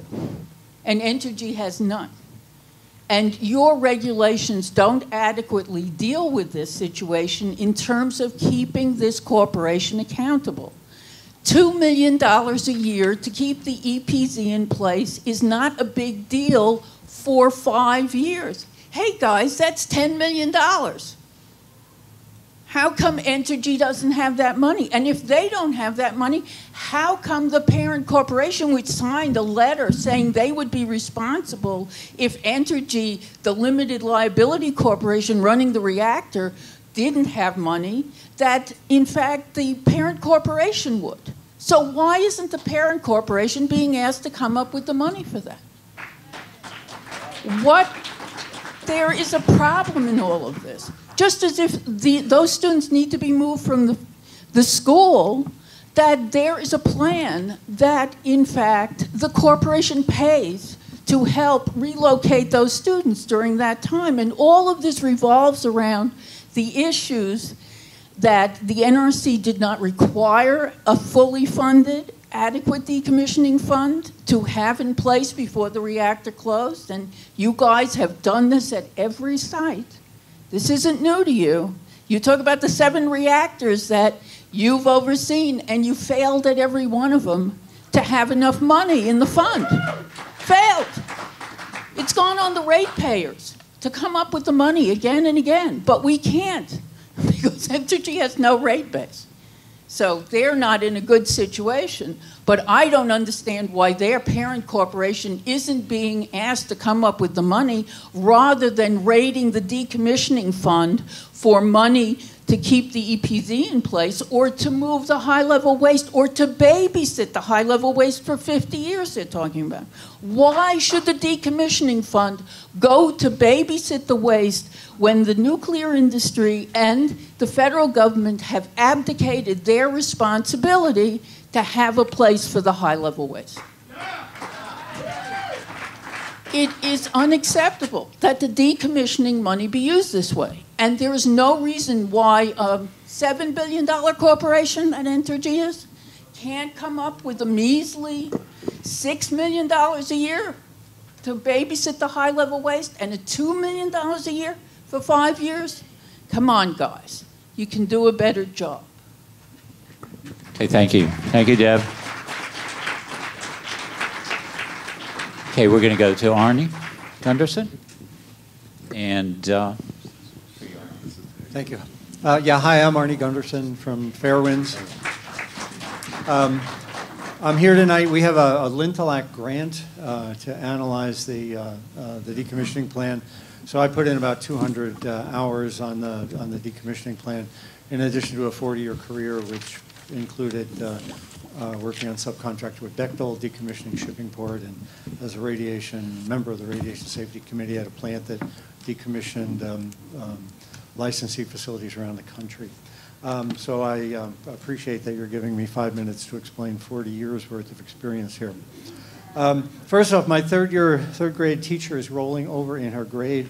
It's SAP store. It rhymes with SAP, not safe store. There's no E there. Second, there's no bases in physics for 60 years. It's a subsidy to the nuclear industry. Here in Vermont, a windmill has to have a fully funded decommissioning study fund before it starts. And we give Entergy 60 years to clean up. It's really about the money. It's not about trying to minimize worker exposure. The example is a 60-year SAP store will use about 300 rem in radiation. But when Entergy needed to start Palisades up in 3 weeks, they dished out 115 rem in 3 weeks. So when the goal is to get a plant up and running, dose be damned, please don't hide behind dose. SAP store has no bases in physics. Second is the emergency plan. We should have an emergency plan in place as good as what it was until the fuel is removed. You've also allowed the tech specs to be changed, so the fuel pool ventilation is no longer covered under the technical specifications. That's an indication that you just don't believe that an accident can happen. And frankly, we've had an accident here. I may be the only one in the room that remembers, but in 2008, the crane brakes broke as they were lifting the canister with spent fuel in it. So accidents can happen, and in fact have happened. And I think that needs to be reflected in the emergency plan. I agree with Deb that we've got to, if you're going to be moving those canisters, we know the brakes have failed in the past, and that's an indication that they might fail in the future. Do it in the summer when the school is out. This is not rocket science, and it's not a lot of money. Move the fuel when the kids aren't there. All of this, by the way, will be in a much longer report that Fairwinds will be doing. And also, we will be putting an hour-long presentation that I gave up on the web next week with more details. I urge you to write to these guys in the next month. The next thing is the AOG building. I said 5 years ago in 2010 when I was on the Governor's Oversight Committee that you were going to find cesium and you were going to find strontium under the AOG building. Guess what? You did. Now you've got strontium at the well. I'm telling you, I know where it's coming from. It's under the AOG building.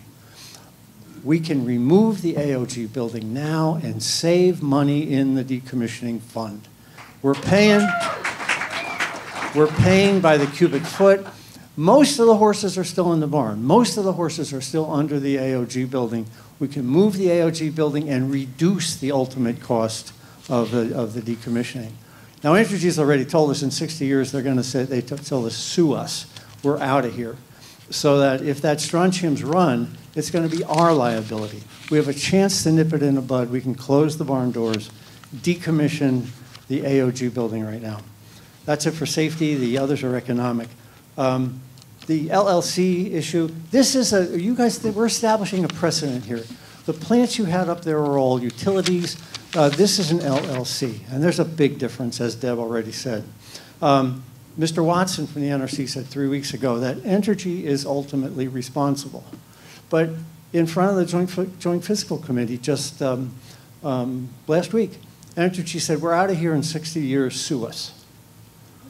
So to me, there's a big difference here between what the NRC thinks the regulations speak to and what Entergy thinks the regulations speak to. Next is 10 CFR 5075 is a failure. The model that you use for calculating the money that should be available is simplistic and has no basis in science. Now, Fairwinds has developed under the Lintelak grant a spreadsheet that does this. We spent about 10 days, two people working 10 days to develop a spreadsheet. We're going to make it available to the state of Vermont and to the country. So you can do a spreadsheet to track how the money develops in the fund and when it's withdrawn. When I do those numbers, I show we can start decommissioning in 2026 and be done in 2032 if the IFSIS fund, that's the Independent Spent Fuel Storage, is not included. You're allowing Entergy to raid the cookie jar by taking money out of the IFSIS fund and not returning it when they get it back from Department of Energy. Something's wrong with your model. I'm going to recommend to the state that they oppose the exemption that Entergy will ask for when they want to raid the IFSIS fund. And Vermonters are stakeholders. We have a piece of this pie. At the end of this project, if there's any left over, it's half ours and half Entergy's. That's part of the agreement. So we have a seat at the table. I'm a stakeholder. And finally, the expenditures that are being incurred are being incurred by a company that has no oversight.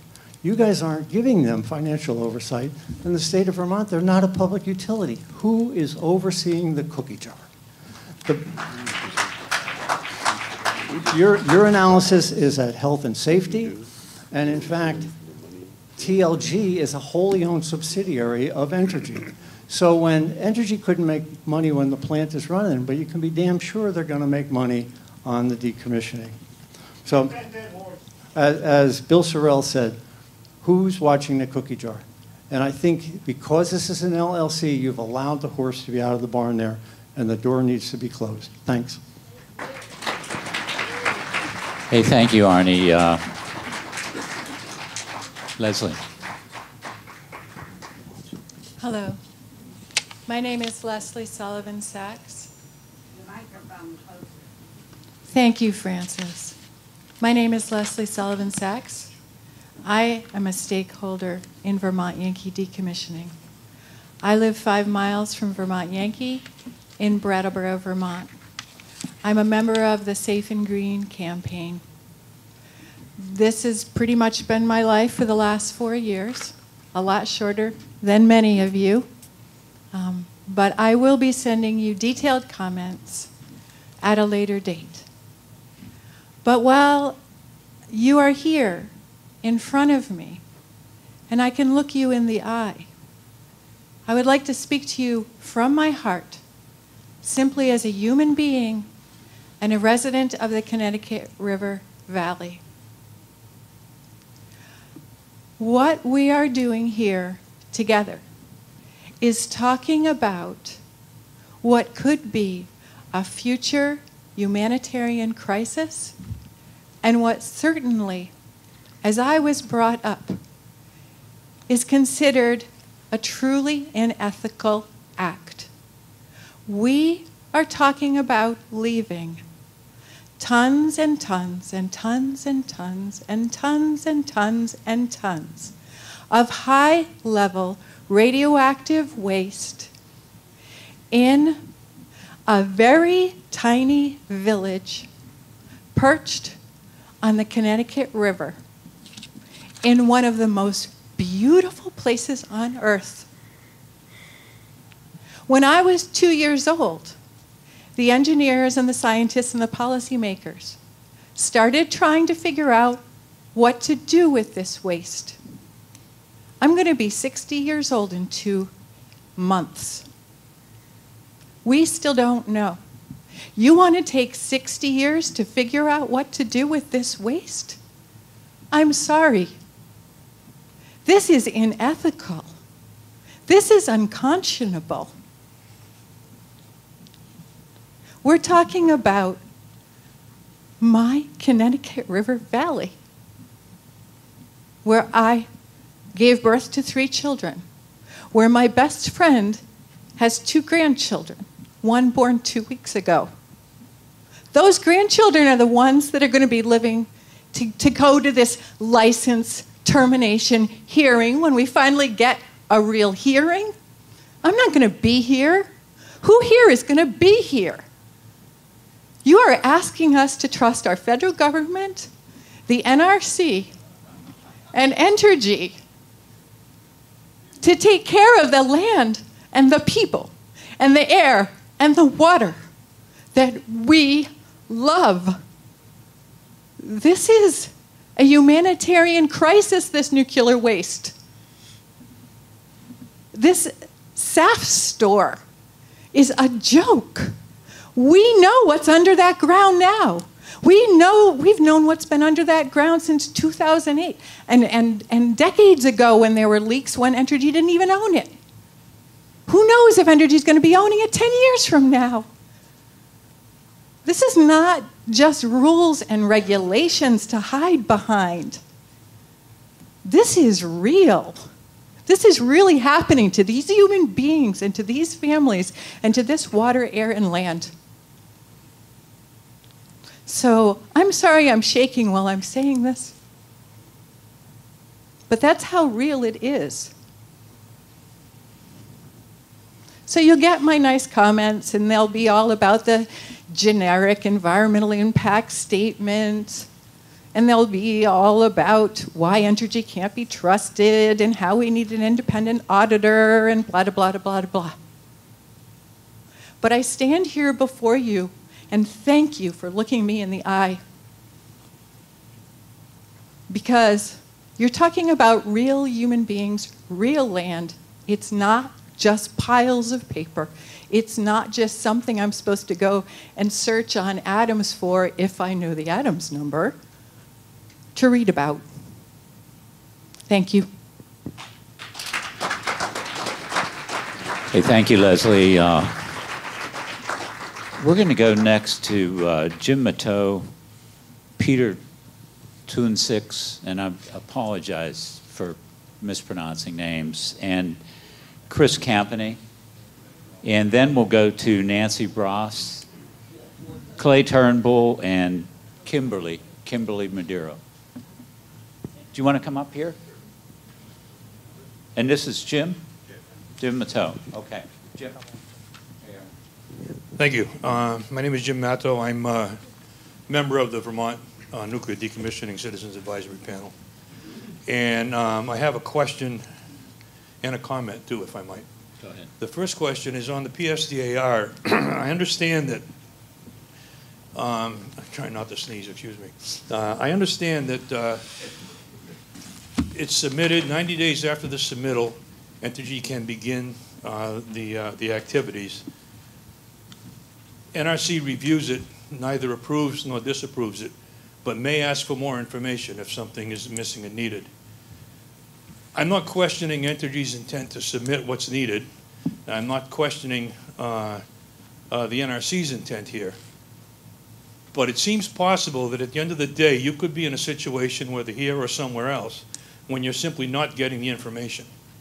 And if you don't disapprove it, and they're allowed to begin 90 days after submitting it, your review notwithstanding, it seems reasonable to ask, are there any teeth in this at all? What happens if you simply get nothing in return to your questions, but the 90 days have expired, so off they go? What do you do? So the situation, I mean, it would depend upon specifically what the the issue was. But there are a number of different actions that we could take if we either felt that the information wasn't adequate, or that it wasn't in compliance with our regulations, or wasn't safe to conduct that. And those actions could be anywhere from, just like we said originally, asking for information. That would be the first step that we would take. If we needed to escalate that for some reason, we could do inspections to look at get some additional information that way. We could go on site and get the information if we absolutely needed to. We could then escalate even further if needed. And again, it depends upon the situation to going through like something, an enforcement type of action. We could have a demand for information or even issue them an order even at that point. So those are the types of steps that we could take depending upon the severity of the situation and whether there was, like I said, a health and safety issue that needed to be addressed immediately. That would be the higher level of action that we could take. So if I understand, is it fair to paraphrase that you don't review and approve, you would review, but you don't approve the PSDAR, but you might disapprove some of the proposed activities within that, individual activities within that PSDAR if they don't pass muster? Yeah, we could do that, yes. So the teeth would be at that level, not at the initial review level, in other words. And a comment? Yeah, my comment, I wish, and many times, and I've been involved in these at the state level, with the Public Service Board and others for some 20 years. And I wish that everyone in the audience would be polite and courteous, and I'm sorry that we aren't. At the same time, while we're sitting here tonight, Entergy's VY Decommissioning Twitter account is retweeting some very snarky comments from this room, taking slams at the state officials while they're up here speaking. And I, just as I'm asking people in the audience to behave, I really would like Entergy to be a little better behaved on the internet. Thank you. Thank you, Jim. Peter? Yeah, my name is Peter Tuzinski, Planning Board, Town of Leiden. We're not in the state of Vermont. We're just over the border in Massachusetts. The Planning Board has been asking for months now, since the plant has closed, what was the main concerns of its citizenry. And the EPZ is one of the main concerns. We're a rural community. Many of us make our livings farming. We have livestock, cows, cattle, chickens, pigs, and everything else. And we rely on the expertise of those who are running Entergy's Yankee plant here to inform us of any, what would you call them, hazards, mistakes, occurrences that might take place, that might involve an evacuation, that might involve people from our elementary school leaving. And we are well within the 10-mile radius, the entire town is. So the main concern was that we maintain, as others have said, it's only $10 million, I guess, for the 5-year period, that you would be offloading the fuel from the spent fuel pool to dry cask storage. But also one of the concerns was that on the time frame, it seems like we're going to have a 60-year waste dump, and we're going to live within 10 miles of it.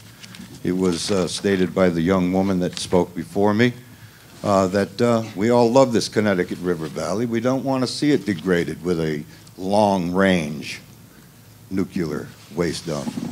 We've also listened to Mr. Gundersen, who said that the total decommissioning process could take a lot less than 60 years. I would like to impart these ideas to the NRC. It's a rare occasion to see you folks, and have you take it seriously that we live here and we don't want that. We want the government to take the responsibility of long-term waste storage and get the damn thing out of this area, period. Thank you. Okay, thank you, Peter. And Chris? And just pronounce your last name. Give us, introduce yourself, please. Chris Campany, Executive Director, Wyndham Regional Commission. We're the host region for the plant. I have a question and then a couple of questions. First, the PSDR makes reference to the generic EIS, or actually I think NRC and Entergy have both referred to being within the bounds of applicable environmental impact statements, plural. Can you tell us exactly what EIS is, and if not now, some kind of exactly what EISs are applied? The reason not necessarily now is I want this to be very specific. Is it just the generic NUREG EIS, or are there other EISs that we should be looking at to see what those bounds are? I'd borrow that back for, and Jeff, just introduce yourself to us. This is NRC Environmental. Yep. Good evening, folks. My name is Jeff Recchia. I'm an environmental reviewer for the NRC. And I heard your question earlier. I saw a video of the NCAP meeting.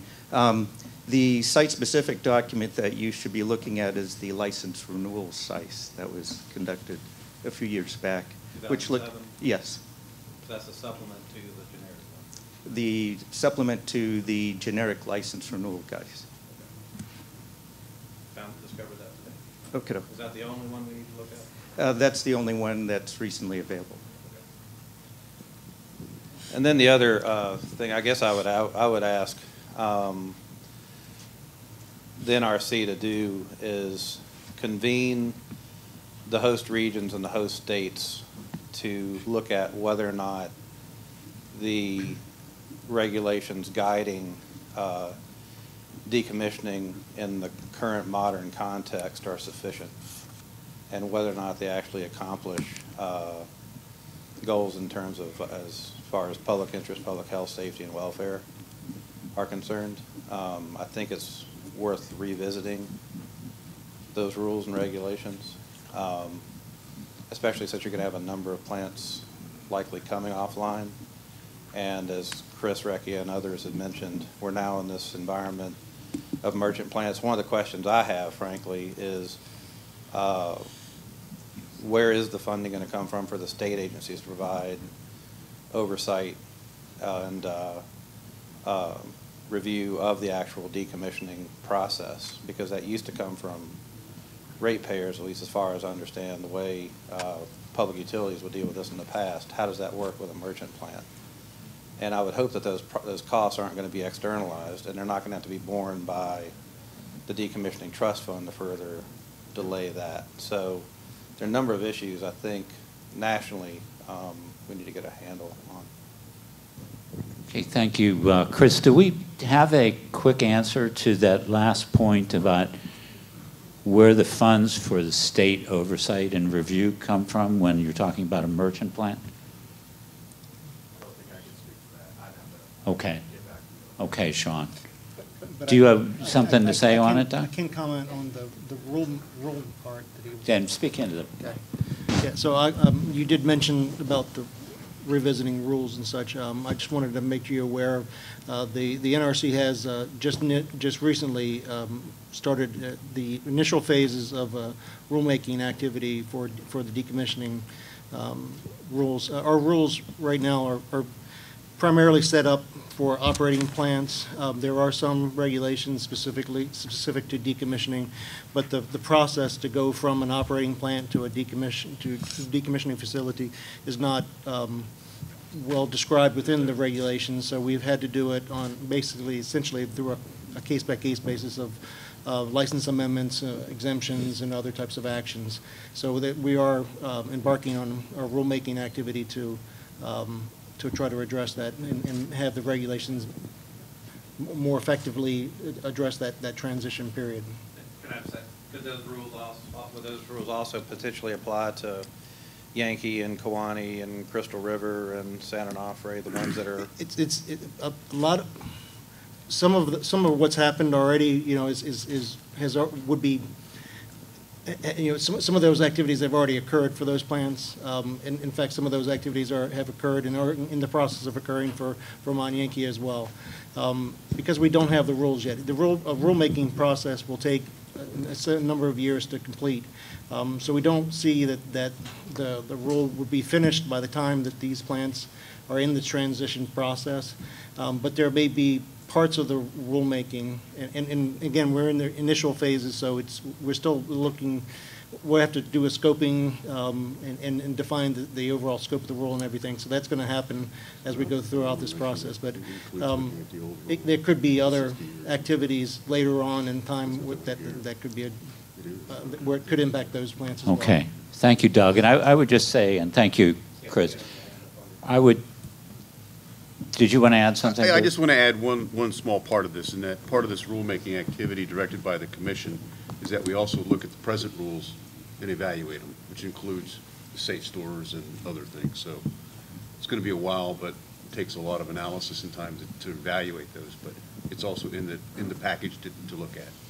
Okay, and just we have some final information for you, perhaps. This is Sean Harwell, NRC staff. How you doing? I'm Sean Harwell. I'm an analyst with the Financial Analysis and International Projects branch. I want to be clear when I said I'd have to get back to you on that. The trust funds are specifically for, sorry about that. Better? All right, sorry about that. So to answer your question, kind of. The decommissioning trust funds are for decommissioning, radiological decommissioning. They're not for paying taxes. They're not for non-radiological decommissioning activities. That being said, to completely answer your question, I'd have to go back and look at past instances and to see how other plants or other licensees funded those to answer your question. I can't say that. I don't know. I'd have to look that up. But as far as the decommissioning trust fund goes, and to answer your question, decommissioning trust funds are for radiological decommissioning. Okay, thank you very much, Sean. And I just want to note that the NRC staff is here listening, and we have other NRC staff in the audience, but you hear some of the concerns. When the formal part of the meeting is over, if the person who asked a particular question, if you have any information or you want to find out more about what their concern is, please go and talk to them after the meeting is over, at least in terms of before we get kicked out of this place. Nancy Browse, and then Clay Turnbull, and then Kimberly Madero. Nancy? Hi.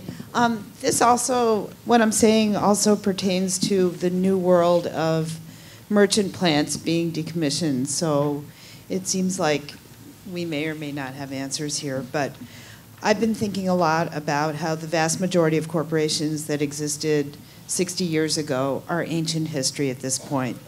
And I feel like there are a lot of us who feel like the chances that Entergy will be present 60 years from now are far from 100%, and some people feel much, much farther from 100%, whether it's in the LLC form that runs the nuke or whether it's the larger corporation of Entergy.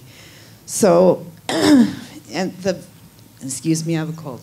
The assumption is that the decommissioning fund is going to grow over this period of time, over the 60 years, to the point of being able to fully clean this site. There are so many questions with that, so many assumptions with that are potentially faulty. One is the fact that they've just discovered this pool of strontium-90 and cesium and who knows what else under this off-gas building. If this is left to spread for 60 years, who knows what the extent of that cleanup is going to be? Who knows if it's going to extend, way up the cost of the cleanup? And should Entergy no longer exist, I've talked with representatives of my senators, our congressmen, I've talked with people at the state. Nobody really has any idea What happens if Entergy does what they just said they would do at the state, and if they exist, walk away? If they don't exist, what happens if there's not enough money in that decommissioning fund? Does that mean that the state of Vermont picks it up? Does that mean who is picking that up for Entergy? I mean, I feel like this SAF store is definitely a way for Entergy to get out of its financial liability. Should the stock market not go up high? Should any one of a million things happen? Should the underground contaminants prove to be a lot more extensive than what we know now? So I just feel like it's something that this should not be left to chance. 60 years from now, we do not know what the corporate environment is going to be for Entergy. And I feel like for a small state like Vermont, which is not growing particularly fast, financially it's not growing particularly fast, $1 billion charge onto the state of Vermont is a huge amount of money we're talking about. And I don't know at this point, under your regulations, who else is going to get stuck with the money to decommission an orphan nuke in 60 years? Okay, thank you, Nancy. Clay? Is Clay here?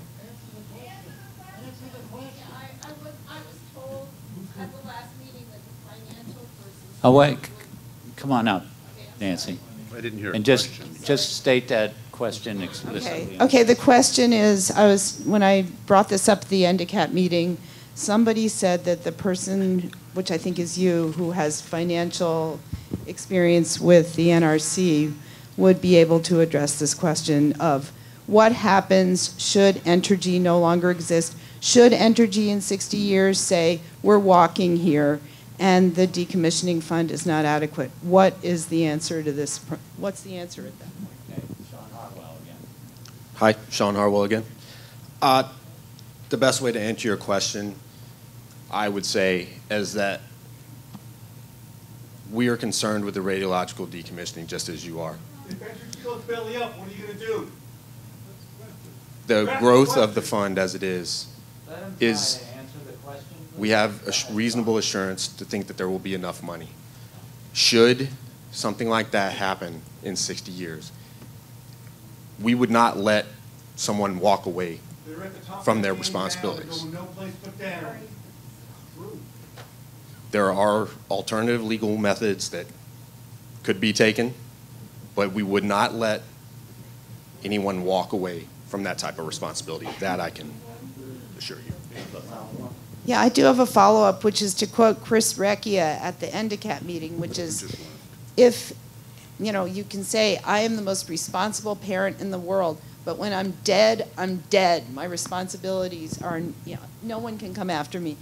If Entergy is gone, if it's wiped out, if it's Enron, then, what happens? I'll be dead. You'll be dead, Chip. You'll be dead, sir. Everybody in this room is dead. Again, while it's a serious question, I understand your concerns. There are many hypotheticals and many a lot of speculation in that, and it would be hard for us to address that at this time. All I can give you is that we would not let it happen. We would not let it walk away. I think we need to go on. Do you want? We need an answer, Chip. Okay. I'm done. Nancy? Okay. All right. You don't have an answer. Clean it up now. What's with this crowd? Clay Turnbull. Here comes Clay. And then Kimberly Maduro. This is Clay. You can use this right here. Do you want to stand right here, or do you want to stand over there? You can stand wherever you want. Good. There you are. Yeah, great. Thank you. Good evening. Thanks for coming. I'll start with just a little humor. This is Vermont's idea of bottled water. It comes from a well at my house. All right. Yes, I will speak up. Thank you for requesting that. So I'm a member of New England Coalition on Nuclear Pollution Board of Trustees. proud to say that I'm walking in footsteps of forefathers and mothers that I'm really proud of.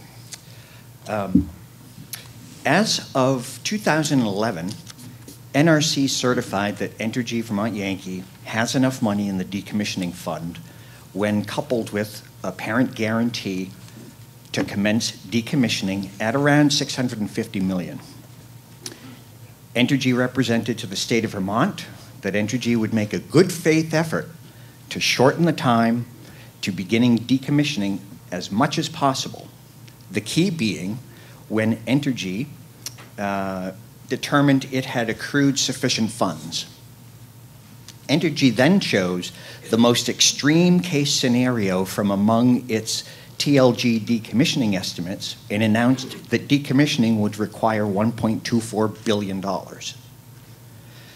This is a striking contrast to the decommissioning of two Exelon Zion reactors in Illinois that are now under decommissioning with the target cost of about $800 million for both reactors. Admittedly, the specially created decommissioning company is having trouble keeping on its financial track, but the contrast is still remarkable. The decommissioning contractor, Zion Solutions, said recently in an NRC filing that they were doing the decommissioning at cost and would not look to take a profit unless there was a surplus. Could this be the cause of the huge disparity in decommissioning estimates? Is Entergy planning on taking a profit? If so, how much would that be when comparing NRC's figures and Zion figures and Entergy's? Wouldn't Entergy reach the top-off point in the decommissioning fund that much faster if it renounced skimming it for profit, it being the fund? And this is key, the PSDR does not show how much Entergy will be paid over cost.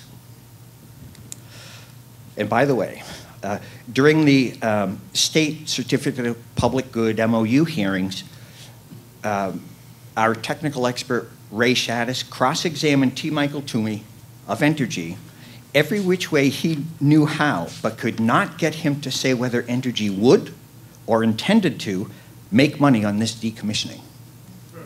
Thank you. Thank you, Clay. Thank you. Kimberly, do you want to? No. You want to know how much money they're going to make on the decommission? Kimberly, do you want to come up?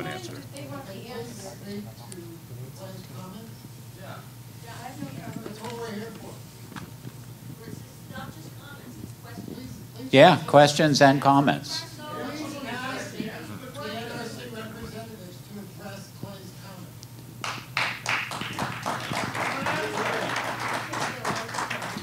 Clay? Where are you? Okay, Clay, do you want to, you made a comment, NRC is listening. Can you characterize the question you would like them to answer? Well, interesting. I want to make sure that they hear the exact question he wants answered. Okay, go ahead.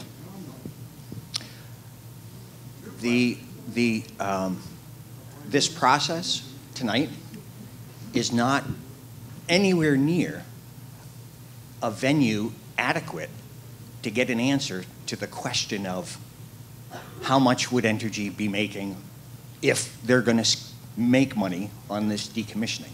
Because I could be told anything tonight, and we're all going to go home, and there's nothing on a record, there's nothing under oath, there's nothing with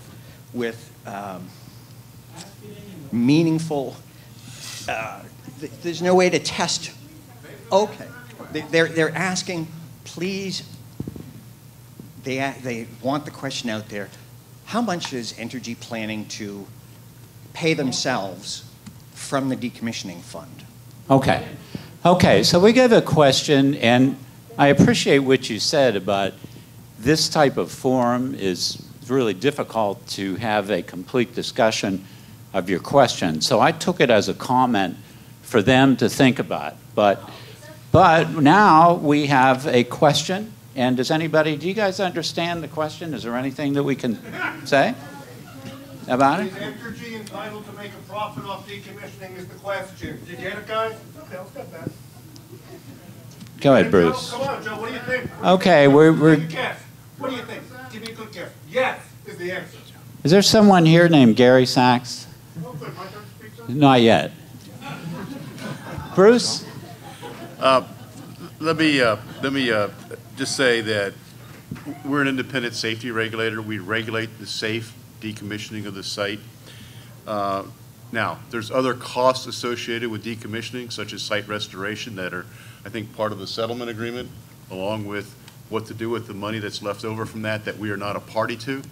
So we really can't make any comment on profitability of Entergy on the decommissioning process, because the funds that they're going to spend that we have, are looking at when we review the decommissioning cost estimates are for the safe decommissioning of the site. Okay. Don't really have any. All right. Kimberly? Kimberly? This is Kimberly Madero. And we're going to go to, after Kimberly, we're going to go to Guy Page, Carol Levin, Meredith Anzi. Okay. And you can correct me up here for the record, too. I couldn't read it. And Kevin Camps, if Kevin is here. I don't see Kevin, but okay. Kimberly, go ahead. Thank you. So I've been working with the Citizens Awareness Network for 20 years. Sorry, I'm really nervous right now. And I went through the Yankee Road decommissioning with the NRC, and I was there for when we sued you and we won. And when we won, it didn't really change anything. All you did was change your own rule. So we pretty much stopped dealing with you. But here we are again. We have no choice in the matter. What I'm asking you to do is to stop acting like you're ambassadors to the nuclear industry. You're kind of in bed with them. You pretty much let them do whatever they want to do. And it's been that way as long as I can remember. This is a precedent-setting decommissioning, with Vermont Yankee being a merchant reactor, and I would like you to ensure that this plant is properly cleaned safely. And you need to look for all of the contamination. You can't trust a company who are proven liars. I'm sorry to say that is a true statement. I would like to reiterate that I agree very strongly that the EPZ needs to stand until the fuel is all removed. And I would like to see this reactor decommissioned, because in 2074, I would be 100. So that's kind of crazy. Thank you. Okay, thank you. Thank you, Kimberly. How about Guy Page? And then Carol, and then Meredith. And then we will go to Gary Sachs. Oh, Kevin, he is here. Hi, Kevin. So we'll go to Kevin and then Gary Sachs after we hear from Guy, Carol, and Meredith. And this is Guy Page, correct? Thank you, yes. Thank you. Let's see. Well, I think the decommissioning plan put forward by Entergy for Vermont Yankee is thorough, it's detailed, will ensure safety of the public, provide consistent and economic activity at the plant, as well as important environmental benefits, and all this is good for Vermont.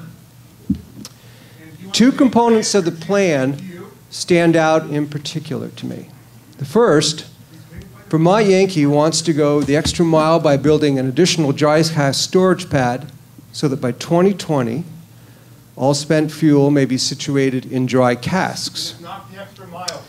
The virtual invulnerability of these dry casks to severe weather, earthquakes, terrorist attacks, and other threats have been well documented by independent scientific experts.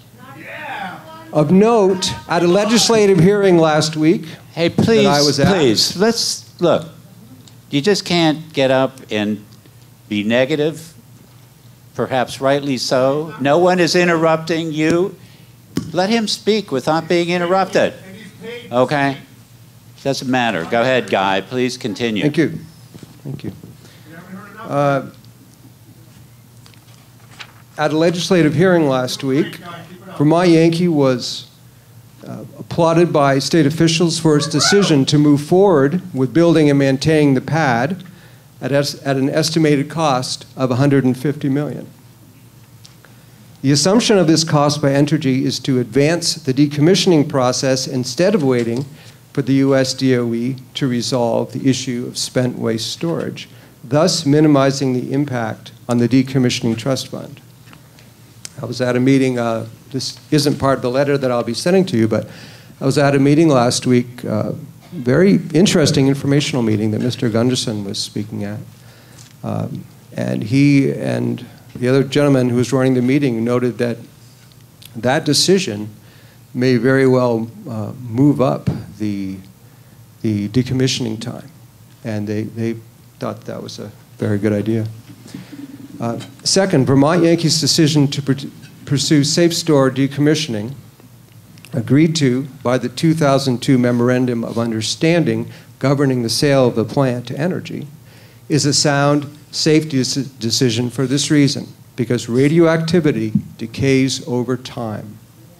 The longer Vermont Yankee waits to conduct the spade and wrench work of decommissioning, the less risk there is, in that sense, of inadvertent contamination. I used to be a roofer back in the day, and I learned that it's actually not very dangerous up on the roof. It's not dangerous on the ground. The danger is the transition. It's getting from the ground to the roof, and that's the actual spade work of the decommissioning. Okay, and so in that sense, waiting, there's nothing wrong with waiting until the decay decreases the level of radioactivity. I know there's a lot of other considerations that go in there, but from the perspective of radioactivity decay alone, it does make sense to wait. And my final comment is that I really want to say, and this isn't in the letter either, but I just wrote down a few notes.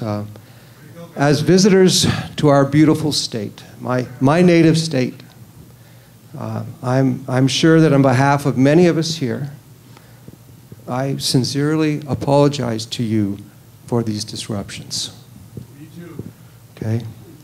I can assure you it's not how Vermonters normally do things. No, it's not. Been to a lot of town meetings and covered them as a reporter, and it doesn't matter what's being brought up. You know, a farmer could be listening to a town budget, a school budget thing that he knows is going to lose him his farm, and still you do not get up and you do not disrupt.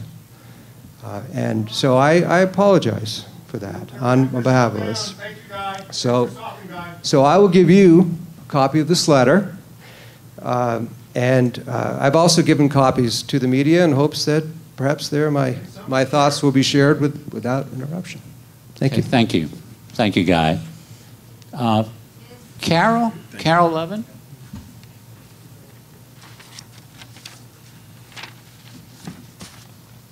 And Carol, you can hold this, or you can stand. You want to do this? Why don't you come on up here then? Okay, this is Carol. Okay, I'm Carol Levin, and I wish you all a good evening, ladies and gentlemen. My name is Carol Levin, and I'm from Guilford, which is in the 10-mile zone from Vermont Yankee. My husband, Richard Gottlieb, died February 15, 2012, from a bone cancer disease, multiple myeloma, with a secondary, more devastating soft tissue disease caused by the multiple myeloma called amyloidosis that affected Richard's swallowing mechanism and his heart. The damage to his heart is what proved fatal when his heart stopped that day after Valentine's Day. We have been big supporters over the years for the locavore movement, buying and eating and drinking many products grown here in Windham County and this tri-state area. When it was announced that strontium-90 was found in the wells at VY plant, I did some research and found that its main effect is that it is a calcium seeker toxic that gets in the ground and the groundwater and then through the grass and other plants that animals and humans eat, and it gets into the bone tissue of humans. Although I'm not absolutely certain, but I'm highly suspicious that the effects of strontium-90 probably caused my husband's cancer. We drank milk, ate vegetables and fruit, cheese, chicken, some meat, yogurt, ice cream, all grown and produced locally. And the major workforce impacted by this particular kind of cancer are workers in the oil refinery business. But Richard lived in southern Vermont for nearly 40 years and was in the solar energy business. I urge all who are involved in the nuclear plant decommissioning, to decommission as soon as possible and to remove and remediate all the toxic materials in the ground, in the groundwater and in the aquifers under the property and the buildings, both inside and outside the buildings, including removing the buildings and getting to the underneath land. The two recommendations I have are, one, the dry cask containers now being considered a temporary location, but most likely they will become permanent. They need to be treated and secured now as if it were permanent right away, so no harm could come to the community if they're disrupted. And two, in 60 years, almost none of us are going to be here. Probably a dozen of the younger people may still be alive. And the people that are here are going to have to deal with not the people here, but the people remaining who come after us are going to have to deal with this closed and toxic nuclear plant and its surroundings. We have absolutely no projection on what the economy might be 60 years from now. So please use the funds that are available now to decommission the plant now. Thank you very much. Thank you, Carol. And Meredith, do you want to use this standing or do you want to use this? Okay. Hi, my name is Meredith Angwin. I have worked in many aspects of energy. I have some patents in control of NOx from gas turbines, and I have worked in nuclear. I want to say that I hope that you will go with the process that you have to assess what risks are and to be very vigilant about those risks, but not to assume that because somebody is frightened of something that it is a risk. For example, smoke. Smoke is not good for anybody. There is no safe level of inhaling smoke. There just isn't.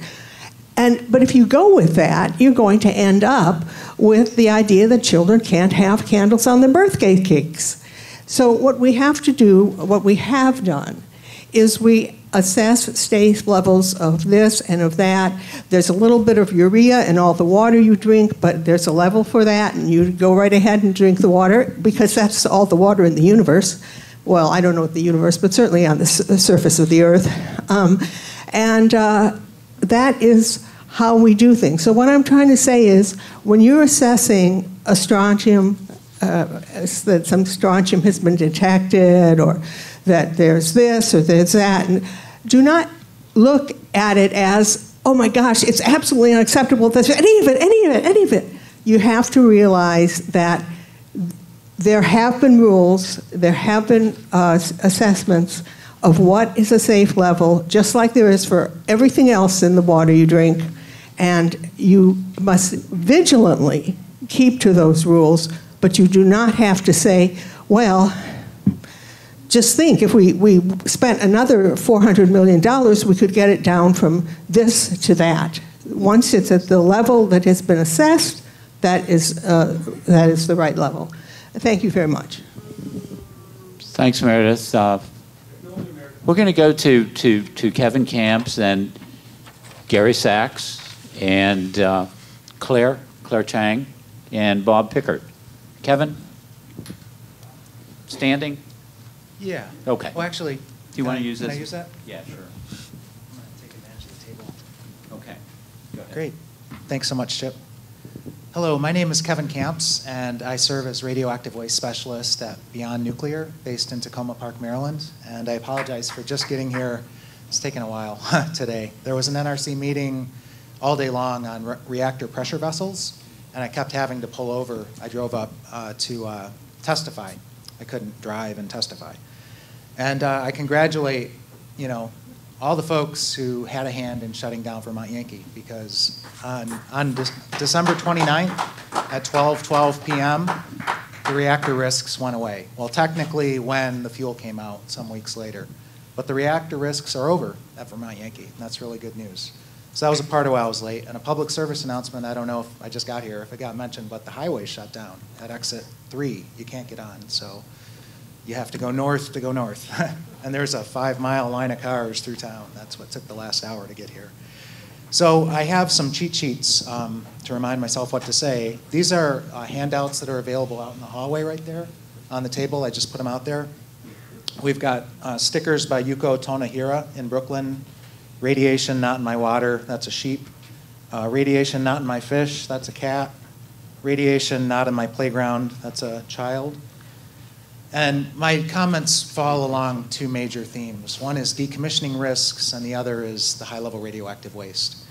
So decommissioning risks, I'm reminded of a meeting that happened in Charlevoix, Michigan, a small town in northern Michigan, when Consumers Energy, who owned the Big Rock Point plant before Entergy took it over, made a sudden abrupt face on their decommissioning plans. They went from safe store, perhaps 60 years of safe store, mothballing, so to speak, to immediate dismantlement. And then they called a sudden meeting, and a lot of us got to drive a long ways to get there in time for the meeting. And the things I wanted to warn about, lessons from Big Rock Point, and this report that I wrote way back in 2006 is out on the table. It's entitled, Say Yes to Michigan, Say No to the Plutonium State Park, backgrounder on Big Rock Point Nuclear Power Plant. A lot of shenanigans got played at Big Rock Point. The workers weren't told much, if anything, about what they were getting into, while the decommissioning contractor, British Nuclear Fuels Limited, now a part of the Energy Solutions empire, was bragging on its own website that Big Rock Point was the dirtiest atomic joint that they had ever decommissioned, which was really saying something, because British Nuclear Fuels ran the Sellafield facility in England, which is a very dirty radiological mess. And so workers were being told everything's fine, don't worry about it, and at the same time British Nuclear Fuels had to take some pretty serious precautions, like not using explosives to dismantle anything because the facilities were so contaminated. So they ended up spending, at that it's a small place, it's 70 megawatts electric. They spent $366 million on the decommissioning. If you do the math, that's many billions of dollars on the decommissioning. And what got left behind? NRC rubber stamped a unrestricted reuse, greenfield site they called it. And it's in the report. Plutonium in the soil, plutonium in the groundwater. The thing they don't know is what's in the sediments of Lake Michigan. Big Rock Point from 1962 to 1997, 35 years of operations, was discharging down a canal into Lake Michigan.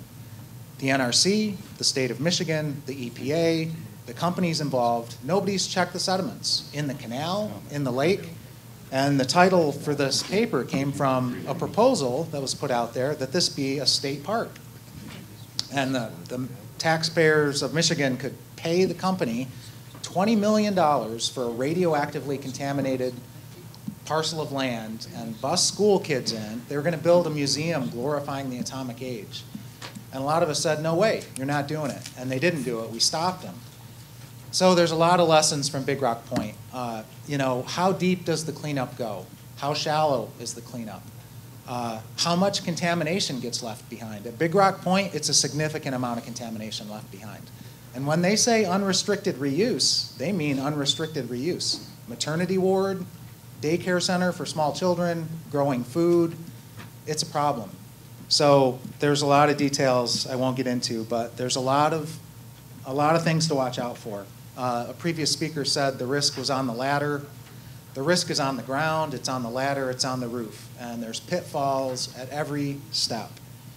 And the workers, again, are going to be on the front line of these risks. And so another handout we have out there on the table, your nuclear workplace, know your risks, know your rights. Radiological protective gear you're entitled to, and contacts for more information. And the final handout that I have out there is ionizing radiation, a chart as to where the radionuclides go, and a previous speaker just now mentioned strontium-90 going to bone. Some of these shorter-lived radioisotopes, because the reactor shut down, they will dissipate and be gone, but some of these risks are, of course, forever, really. I mean, iodine-129 is forever. It's 157 million years, 314 million years. It depends on if you multiply the half-life by 10 or 20. And there's a chart in the report that gives those half-lives, and then times 10, and then times 20. And that's the contamination that's out there. And, you know, they should check the sediments. They should check the soil, the groundwater, the sediments of the Connecticut River. I was lucky enough, or unlucky enough, to go to the technical meeting where Consumers Energy, the previous owner of Big Rock Point, met with the NRC at NRC headquarters. This is around 2005. And Consumers Energy said to the NRC, Lake Michigan's not our property, so we're not responsible for the contamination out there, right? And the NRC said yes. And that's how that decision went down. So whose property is the Connecticut River? Who owns the contamination that's in the sediments of the Connecticut River?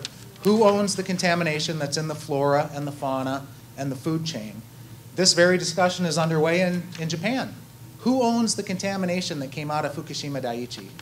A golf course sued Tokyo Electric Power Company for contaminating the golf course, saying, guess what, guys? We didn't create this stuff. You did.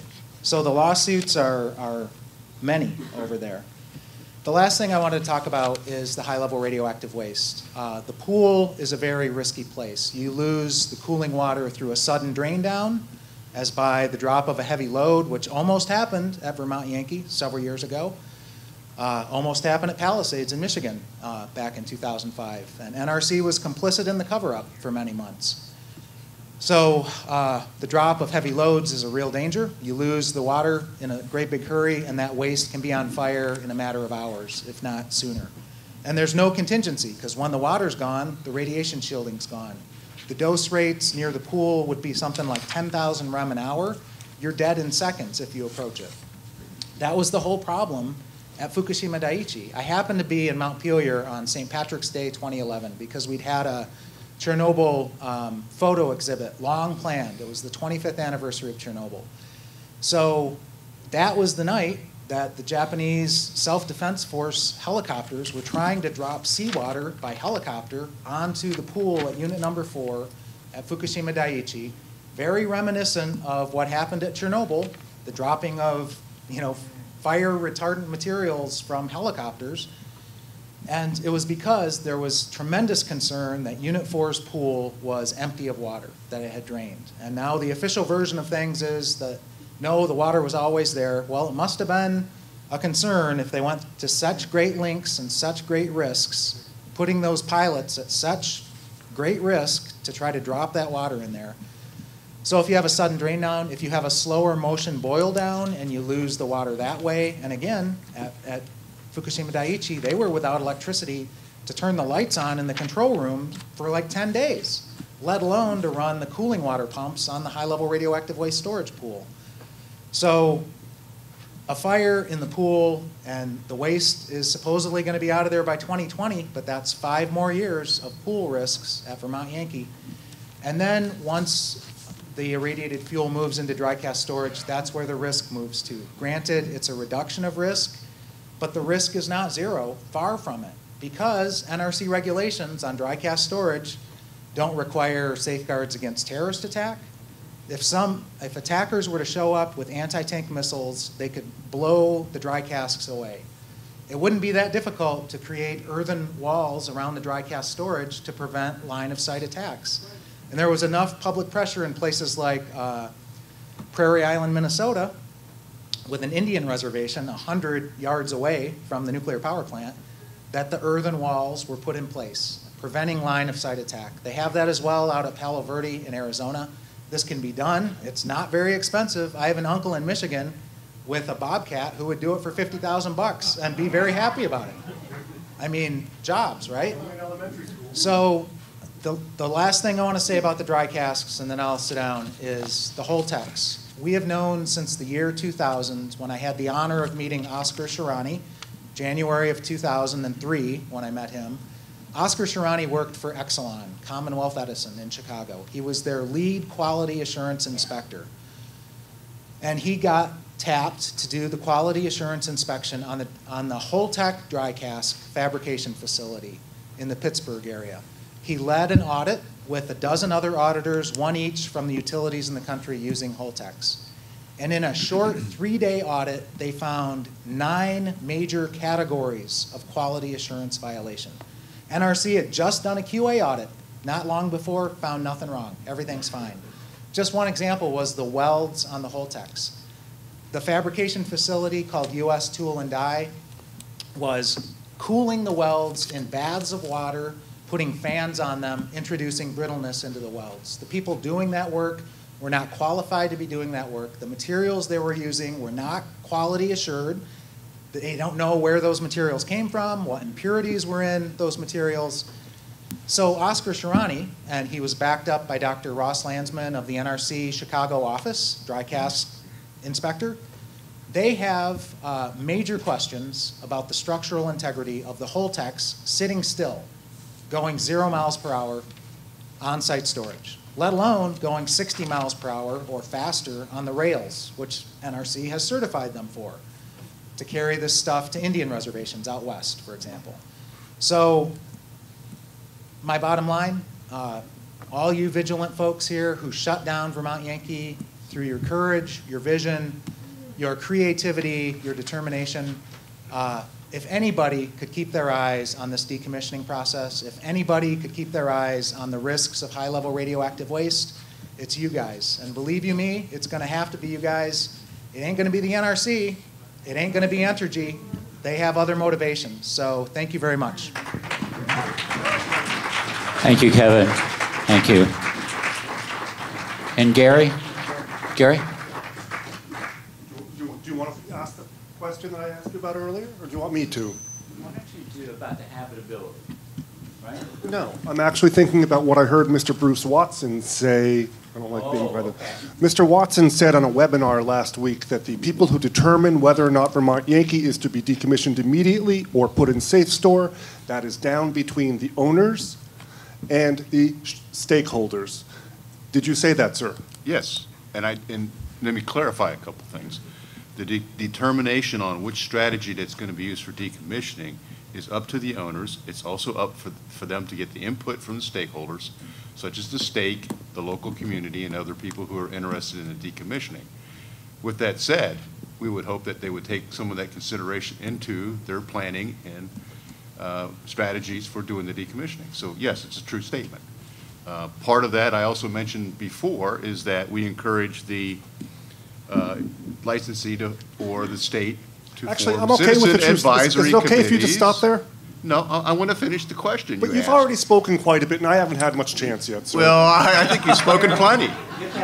So you know, we encourage the formation of a citizen advisory panel, which the state has done, to inform the public and also the stakeholders, other stakeholders, on the information, work with the utility and the licensee to work on decommissioning issues. Well, okay. Go ahead. Second question? Well, I wasn't even thinking of asking one, but it's another question, the habitability question. How many of those totally decommissioned reactors that have been totally decommissioned do have daycare centers on them now and are habitable? Maine Yankee's not, Connecticut Yankee's not. How many of them are that you've decommissioned? I'll answer that.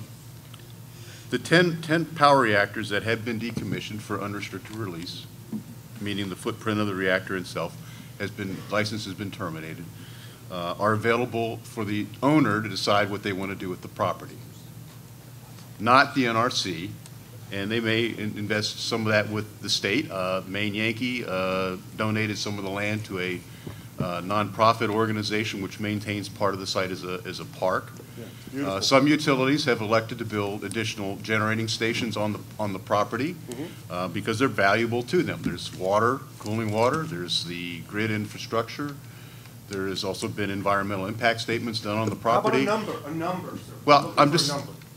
How many have been child care centers built on them? Yeah. I don't know. But I do know that. That's a good answer. I okay. appreciate that. Because I don't know, we don't keep up with what they do every day. How many are free for people to walk on? They're all free to be walked on, but Except if they're the owner owned by doesn't let them. private property. Right. Okay? Except for the one I know in Maine, which became a park that is sponsored by but the reactor, nonprofit. the waste in Maine, the cooling, the casks are still in a, bigger than this hotel, not occupiable space. I wanted to comment on something that Mr. Camps had said. We had some casks, actually we have 5 of our casks of the 13 we currently have, which were not properly leak rate tested. And that was told, that came out from Holtec. How the hell did it get through NRC testing that they didn't do the leak rate testing? Do you take your information from the licensees regarding dry casks also? Just checking. Anybody want to answer it? Really? Like, do you do any work to check the casks? Let's see if we get an answer with your question. Yeah. Hello. Yeah, I'll take that. We do inspections. There is, as we talked about Once every earlier, 25 years? No. No. How often? As I mentioned before, we have an inspection program. How often? Our inspection program requires us to be on site for anyone that has dry cask storage on a 2-year frequency. So you come in and you look at a cask and you leave? No. You come in, you open up a cask, you make sure it's sealed correctly. Can I finish, please? I want to give you an answer to your question. Sure it is. What we try to do, we are a performance-based agency. What we try to do is we align our inspections. Relax your shoulders, Mark. Relax your shoulders. It's okay. It's okay, Mark. I'm not. It's also okay to let me finish to answer the question. I don't have to. I'm a stakeholder. You're in my turf. I just want to answer your question. I don't trust you. I think there's people that are curious. I got a bunch of other questions. What we do is we do the inspections when actual loading campaigns are ongoing. For those plants that do not have loading campaigns, after an extended period of time, we do come on site to review how they're maintaining their dry cask storage system. Okay, so we have 5 that were not helium leak rate tested. What is the effect of that? Can you tell us? Can someone come back to us who live here and tell us the effect of not having had the leak rate testing on those casks that are here? Are we more likely to have X? I do not know the specifics of that. I was not in charge of the group when that occurred. However, there is an environmental monitoring program around the IFCC where radiation levels are measured. Thank you, sir. That's good.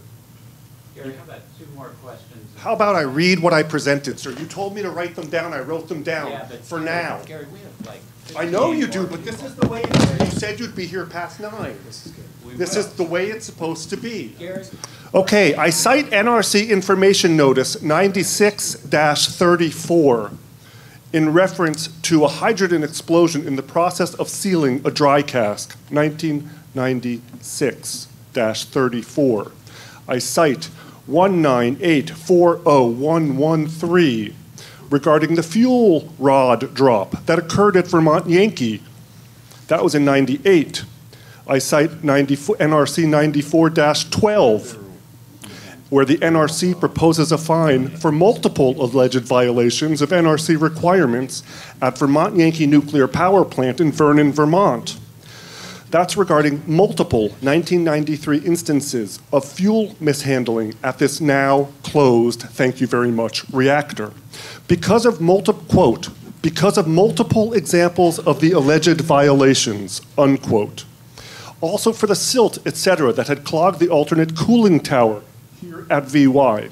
Quote, it involved a buildup of silt and debris in the alternate cooling tower basin and suction pit, which left the system inoperable, possibly since 1989. You guys are overseeing it. Possibly you didn't oversee that in those 5 years. Gary, I'm here. Well, This is where I am. Wait a minute, I got a guy who can answer some of your questions. Great. Okay. This is Darrell. Introduce yourself, please.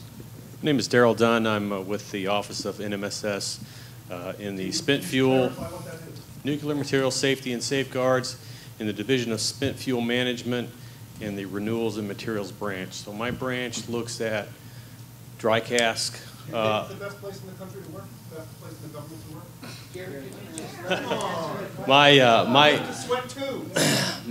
My branch looks at, reviews, approves, or does not approve, or renewals of dry cask storage systems. So you asked about the helium leak rate testing. Yes, I did. Okay, so that should have really never occurred, and all of the casks that are going to be loaded with Holtec systems will be leak rate tested. How do we know if those weren't? What can you tell us to make us believe you're telling you the truth? The ones that you said were not leak rate tested were not leak rate tested. Why not? You're overseeing them. They should have been leak rate tested. Okay. With good ones? No. Why not? So the leak rate testing, the casks are backfilled with helium. Helium is an inert gas. It also provides heat transfer. Those casks are low heat load casks. So what's the effect of the low heat, the lack of helium leak rate testing on the low heat load cask? Very little, because there's nothing that's going to happen to fuel because it's just too cold. Now, if the fuel was hot, that would be a different story. Okay? So but how do we know that the casks, that the most recent fuel that just got transferred in is going to be pulled out in 5 years? How do we know that those aren't going to be put in casks that are helium leak rate? They will be helium leak rate tested because it is a requirement because that got fixed. Do it for those 5. But that got fixed. Okay. Thank you. Last. Wait, can I just, Chip, just one other thing with that. Okay, go ahead, Mark. I think it's an important aspect is that there is NDE testing that was done on those casks. Sorry, non-destructive examination testing that's done on all the welds that are made on that cask. So one, you have, those were tested for structural integrity. The helium leak rate test is a backup test to that first examination of the weld. So we do have confidence that those casks, we have confidence that those casks are structurally adequate. We are looking for Okay. Gary, wait, yes. I gotta.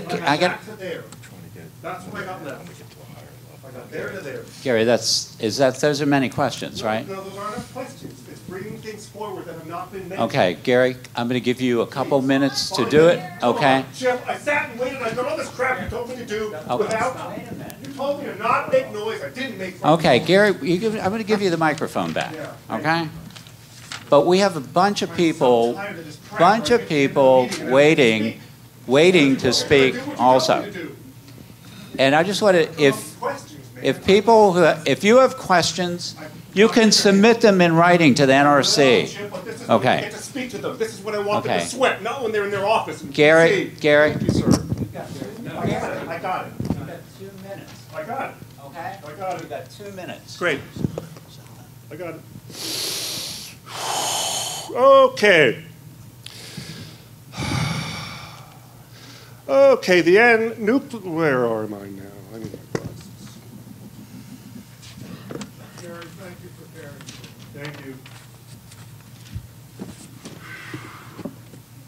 Okay, let's continue to the spectacular cooling tower collapse of 2007. I don't need this.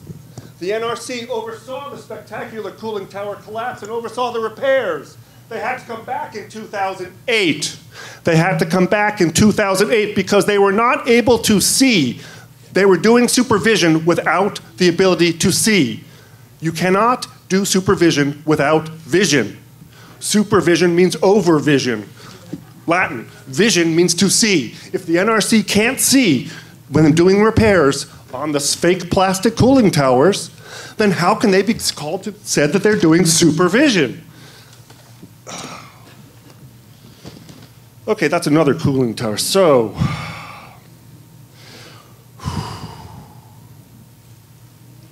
yep.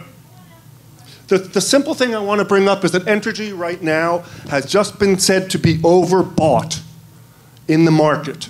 What that means is that's the reason why the Entergy executives are going and selling hundreds of thousands of Entergy shares. What overbought means, I didn't know before yesterday, but what overbought means is they're at the top of their game. From here, Entergy stock goes nowhere but down.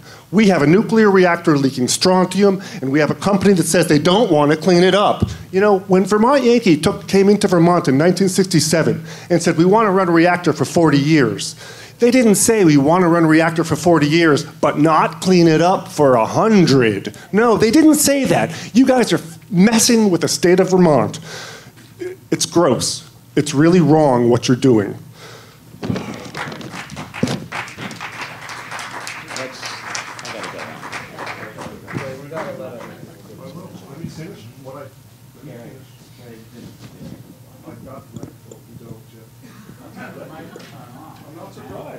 I mean, I think this gentleman, he said a good comment. Okay. No. Okay. He said a good comment. He did. He said, thank you for caring. Okay? Thank you too, Chip. It's You- always great to have you back here. You're welcome. You're welcome. Claire? And then Bert Pickard? Go ahead. So I have a question. This 2 credit lines that Entergy is establishing to pay for the transfer of dry cask storage, it's $145 million. Where is that credit line coming from? Entergy is borrowing money from 2 lending institutes, and it's being backed up by the company assets. So it's no different than you or I borrowing money to pay for, something that we're going to build in our own home. So you don't own those lending institutions? No, they're banks. So how much interest are you paying on those loans? I have no idea. Is that interest being then also applied or to be reimbursed through the decommissioning fund? The monies that are being borrowed would be paid for by the litigation against the Department of Energy, because those are costs that we can recuperate for them not meeting their contractual obligations to take the fuel. So let me get this straight. So okay. So that's just moving the spent fuel from the pool into the dry casks. That's correct. Is that what that 145 million is for? That's correct. So that's going to be for this next 5 years. Correct. But that's not, that is this part up here in the pie chart, that's the spent fuel management part. Is that included in that? Yes, out of the 368 million, about 143 million is the transfer of the fuel from wet to dry. So, but you have that as part of the decommissioning cost of the 1.2 million. Billion, sorry. B's, M's. So, but you're getting that money back from the DOE, or you will sue them to get the money back? Assuming we're successful, that's correct. I don't know that no nuclear reactor owner who has sued the DOE has been unsuccessful up until this point. They've all gotten their money back, right? I'm not aware of what other licensees have done, but Oh, I cannot believe that for 1 minute or even 3 seconds. I'm sorry. But, okay, so that money you're going to get back from the DOE, right?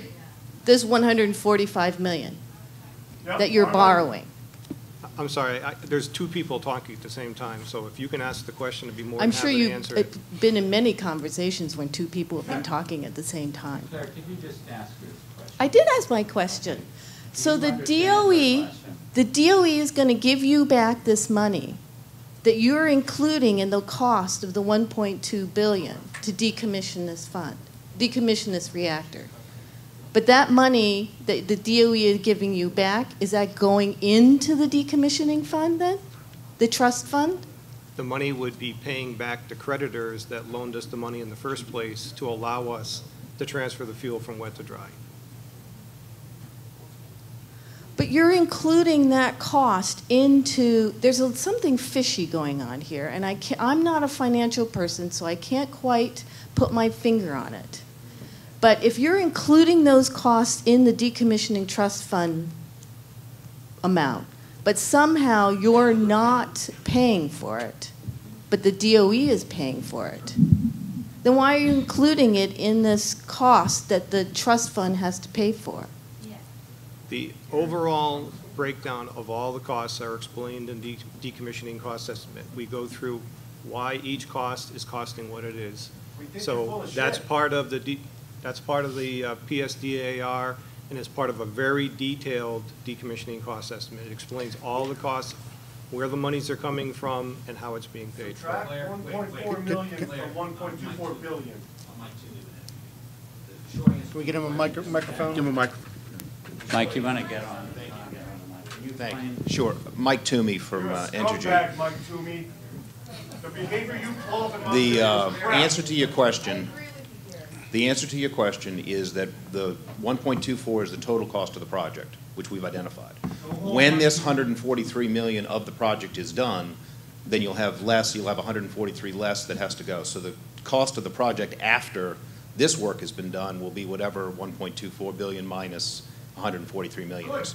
It's just like the work of anything else. What is that total? 1.1 is really the amount that the trust fund needs to grow. Well, it has to grow. If we are successful in, we've established a line of credit, we get this funding in place, which we have, we do the work, and we get the money back for the DOE, then that's right. That 143 million will be reduce the total cost of the project. So whatever that is, whatever 1.24 billion minus 143 million is, which is approximately whatever that number is. Right, 1.1. Okay. Can you? Thank you, Mike, and thank you, Claire. Can you guys talk after the meeting or sometime? Yeah. Well, I think we've heard about enough as we can right now, and I got to go to Bob Pickard.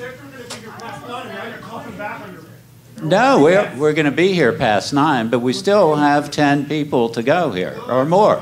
Okay, Bob Pickard. Wait a minute, Claire. Do you have one more question? Well, go ahead. Ask your second question. Thank you very much. You're welcome. I appreciate it.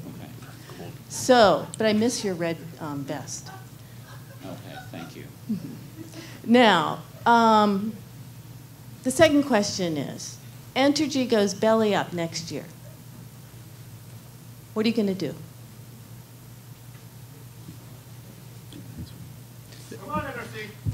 If I can, I'll answer one part of that, which is the decommissioning trust fund does not go away if Entergy, the entity, goes away. Who takes responsibility for it?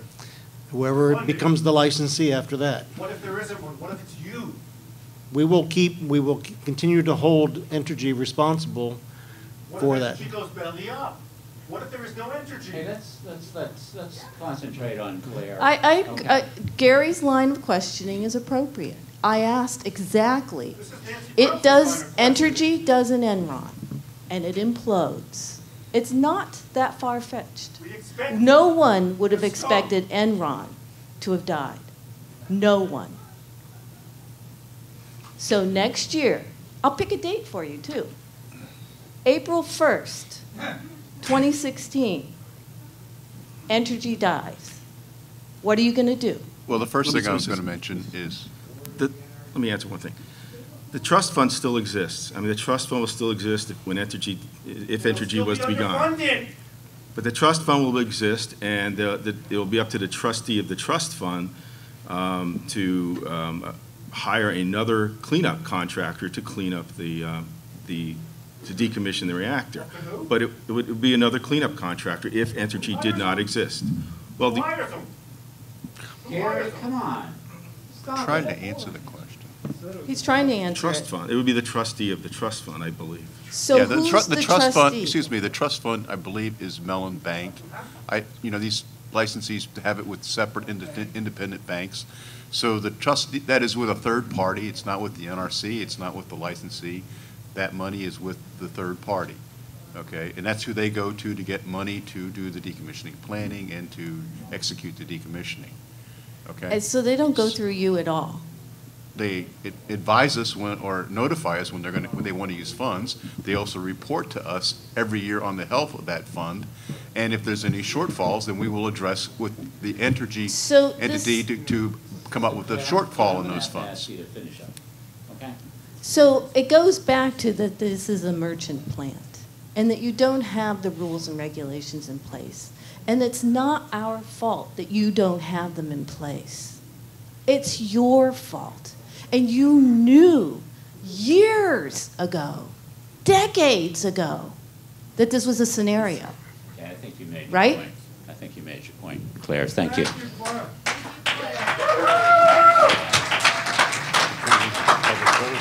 Yeah, this is Bert. Oh, Bob Dickerman. Did we hear from Bert Pickard? Okay, why don't you come, Bob? Come on, you're here. And Harvey Shackman, Chuck Schway, Betsy Williams, and Michael Granger. This is Bob Dickerman. I'm Bob Dickerman. I'm from Northfield, Massachusetts, just over the line. It's something I've been seeing in the newspapers down in Greenfield is these two numbers, 650 million or so and 1.2 billion for decommissioning in the trust fund. And my question has been, you're saying you need 1.2 billion now, talking about decommissioning 40 years or 50 years or 60 years into the future. So my point is that at historical rates of inflation of 3%, we're not going to be spending $1.2 billion in 40 or 50 or 60 years from now. It'll be more like 4 times that or $5 billion in $20, $60 or wherever they are. There won't be any $20, $15 around to use at that point. So there'll be $20, $60, $20, $70, and it'll require $5 billion to do the same amount of work that 1.2 billion does today. And I wish that was showing up more in the newspaper because people are getting the impression that it's going to be 1.2 billion when it isn't. And if inflation goes higher than the historical rate, maybe more like in the 70s when it was 7, 8, 9, 10%, then it could be $20 billion at that time. So I just want to get that out there. I have another question for you, Daryl. I guess you're the expert on dry cask storage. As I was sitting here, I just began to wonder, how does concrete deteriorate over long periods of time under that high radiation dose from those spent fuel rods? Okay, Daryl, do you want to provide an answer to that? Thank you. Do we have any empirical data, test data? And I guess I have to say, I assume we don't because no plants have been decommissioned for that length of time. Oh no, we do have data, and as part of storing fuel beyond the initial 20-year license period for dry cask, all independent spent fuel storage installations and all certificate of compliance holders that provide casks that can be used, like the Holtec systems that are used at Vermont Yankee, they all have to come up with what we call aging management programs, and they have to address specifically these issues. And so we are going to issue some revised regulatory guidance. It's New Reg 1927. It's going to be a revision 1 of that. And in that revision to that regulatory guidance, we're also going to include some example aging management programs, and one of them is going to deal specifically with concrete. Okay. How do you get a reading on that? I mean, because you can't test for 60 years yet. I mean, how do you tell whether your methodology works? There is empirical data for radiation exposure of concrete, as there is for radiation exposure of metals. So we have empirical data for that. Good. Okay, thank you. Okay. One other quick question. I want to repeat again to you, Joe Lynch. You're the representative here on the panel from Entergy, right? Yes? That's correct. I want to ask you again, does Entergy intend to make a profit on the decommissioning process? The costs associated with the decommissioning is an estimate to do the work. And our goal is to do the work with the costs that we have. There's no profit built into that estimate. Thanks. Okay, thank you. Bert, want to use that? Sure. Bert Picard, Brattleboro, stakeholder. The NRC, it's interesting. When the state of Vermont had 27 senators to 4 vote that they didn't want this nuclear plant here past the 40 years, didn't mean a thing to you. When the governor didn't want it, didn't mean a thing to you. So what are you? A government of occupation, right? Government of occupation. That's what you are. I have no respect for any of you. We all know the revolving door between the industry and the regulators, right? Okay, good. But anyway, I know where I stand. You know, the occupied. But still, I'll say something. First of all, you don't have a plan to get rid of the nuclear fuel, right? You don't have a plan. Entergy is saying, oh, we'll start moving it in 2026 and we'll be done to 2052. You know, there's a horse and pony show, right? I mean, this is all a crock of you know what, right? You don't have a plan. You don't know what to do with this poison. You've been working on it for years. You don't know what to do. This stuff should have been left alone, right? Okay. So that means we basically have to begin to prepare to store this stuff forever, right here on the Connecticut River, in our community. So what's with these cheap casks? Why not do like in Europe? Why not have the good ones, you know, that you can monitor remotely, that are going to last a while? Because this is going to be a while. This is going to be our great, great, great, great grandchildren's problem, all right? So what's with the cheap casks? Even an earthen berm seems to be a problem. I don't know if it's, you know, I mean, even that has to be requested on bended knee. Please, shield the school, shield the, I mean, come on. What are we dealing with here? This is a joke. So first of all, we're going to have this stuff forever, probably. You know. The other thing is, your government is in a mess. Everybody talks about how dysfunctional Congress is, right? And the economy's in a mess. Oh, Wall Street's doing real good right now, right? Maybe next year not so good, huh? Oh, well, get a golden parachute, right? Well, Entergy ain't going to be around in 40 or 50 or 60 years. Everybody knows that. Okay, so what does that mean, though, practically? Decommission now, with the money that's in the fund now. Maybe you got to write new rules for merchant plants. So write the new rules. I mean, just do it. At least, I mean, this is just, we're talking about just mitigating a little bit the problem that we have with this poison, right? So that's just minimal. So the time to decommission is now. With the climate change crises that are coming and all that, things are only going to get crazier. If we don't do it now, it ain't happening. I don't want to know what's going to be going on in 50 years, you know? This thing ain't going to be cleaned up in 50 years. If it's not starting to clean up now as soon as possible, like 2021 or 2026, like Mr. Gundersen said, it ain't happening. That's realistic. So I'd say decommission now, write new rules if you have to, but that's a minimum that we can demand. And from what I've heard tonight, which is just a show to keep the plebeians thinking that they got a democracy, which we obviously don't, and as far as you guys are concerned, I would want to see a hearing convened by the state of Vermont that would force Entergy and you guys and everybody else to come and give sworn testimony to at least get into some of these questions a little bit more in depth. Thank you. Okay. Thank you, Bert. Harvey Shackman. Okay, Chuck Sweet.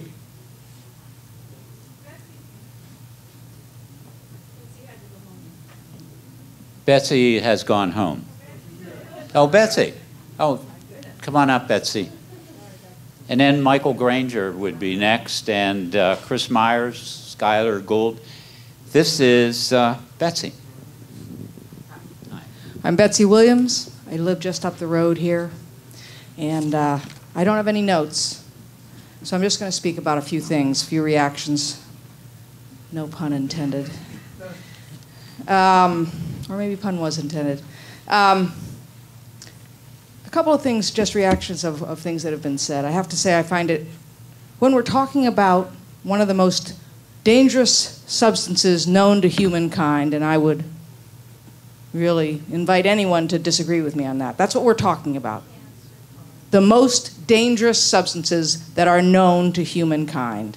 I find it more than a little insulting when it's compared to birthday cake candles.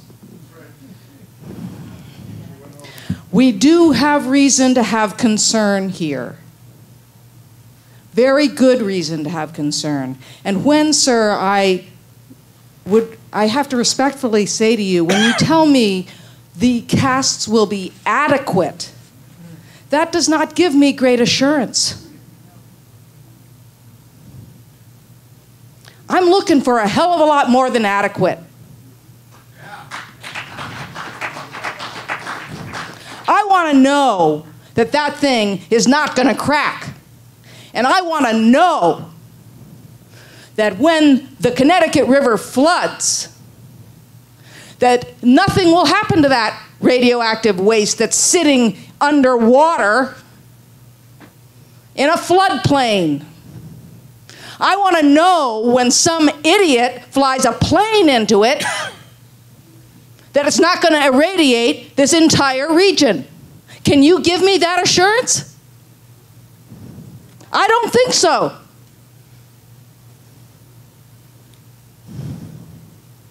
And when I'm told that basically we have no right to say anything about our safety because you guys control our safety, we're not allowed to jaywalk, but by God, we better not talk about safety of nuclear plants.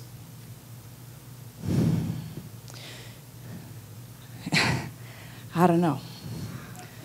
The level of my distrust and venom at how disrespected we have been is just, it's a very deep well. We have made it so clear in this state that we want some control over what happens at this site, and we have had the door shut on us over and over and over again by you guys. Nope, you don't have control. And when we do get one tiny little leverage point of control, we get sued. By the people who told us they wouldn't. Of course we're not going to follow eminent. We're not going to go that route. We're trustworthy. We're going to be partners with Vermont. Well, hey, it didn't quite go your way, did it? So we sued. They sued us. I would like to have some evidence, sometime, that you guys give one bit of a damn about anything any of us have to say. Because I haven't seen it yet. All right, Betsy Williams. Michael Granger. Chris Myers. Schuyler. Okay, this is Schuyler Gould, correct? Okay. You want to use this, Schuyler? Okay, there you are. Hi, I'm Schuyler Gould with the Vermont Yankee Decommissioning Alliance. In Section 3 of the PSDR, Entergy commits to begin decommissioning when the nuclear decommissioning trust funds, quote, are adequate to complete decommissioning and remaining spent nuclear fuel management activities that the federal government has not yet agreed or been ordered to reimburse, unquote. This statement and others clearly makes the assumption that Entergy has the right to use decommissioning funds for spent nuclear fuel management activities. On May 20th, 2009, Mr. J. Thayer, Entergy executive, was asked before the Vermont Public Service Board, sworn testimony, would you also agree with me that the definition of completion of decommissioning excludes spent fuel management and site restoration? Yes. So my question to Mr. Toomey, if I might ask him, when did Entergy's notion that, and on what basis did Entergy change its notion that fuel management activities would be allowed to be charged to the decommissioning fund? And my question to the NRC is, where does it in NRC regulations say that it is appropriate and legal for Entergy to use decommissioning funds for spent nuclear fuel management activities? Okay. Mike, we're going to go to Mike for the first question, and then Doug for the second. Mike Toomey. Thank you. The definition of decommissioning under the Vermont Public Service Board orders and the Memorandum of Understanding, and as long as Entergy has owned the plant, includes spent fuel management from the beginning, since 2002. So I don't know what. Why don't you take a seat? Why don't you take a seat? Why don't you take a seat, Mike? The issue of Mr. Thayer's testimony is I don't know the context. I don't know what questions came before and after, and I need to make sure. Answer my question, please. The answer is obvious. I'd have to look at the transcript to see the context of the question. But the overall decommissioning project absolutely includes spent fuel management. That has to be done. As part of the decontamination and dismantlement of the plant, you have to deal with the spent fuel that's on site. And so spent fuel management is part of the decommissioning project, and it would be funded out of the decommissioning trust fund unless we're successful getting the money from the DOE. If we are successful in getting the money from the DOE, then there's no impact on the decommissioning trust fund other than a temporary one.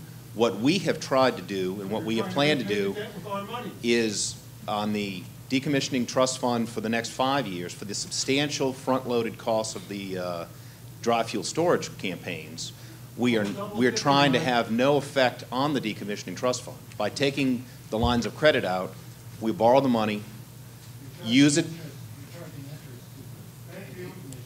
Well, but we're not invading the principle of the trust fund for the first 5 years. When the money comes back from the DOE, assuming we get about 90 cents on the dollar, which is the assumption we've made, that will be used to pay the lines of credit off. And then you won't have an effect on the decommissioning trust fund other than the interest cost. But that's a function of the U.S. government. When you recover damages in a case like that against the federal government under the Constitution, you can't recover interest. So there will be an interest cost. But the principal cost will not affect the decommissioning trust fund. And it was our effort to allow that trust fund to grow and to get us closer to the day when we can begin major dismantlement and decontamination activities. Okay, thank you. So we're going to go for your second question, Schuyler, to Sean Harwell from the NRC. Thank you. Excuse me. The second part of your question was where is it in the regulations? The nuclear decommissioning trust funds were established for radiological decommissioning of the site. The licensees have an option. They do this commingling. They can put other funds in the decommissioning trust fund. However, those must be clearly delineated and so that the NRC can track the money. Now, to access that money, first and foremost, we're concerned with the radiological decommissioning. To access that money, the licensee has to file an exemption request, at which point we will look at the circumstances at hand and decide whether we'll allow that exemption for the licensee to take out money for other activities. We currently have a request under review, and that's about as much as I can say. Sure, go ahead.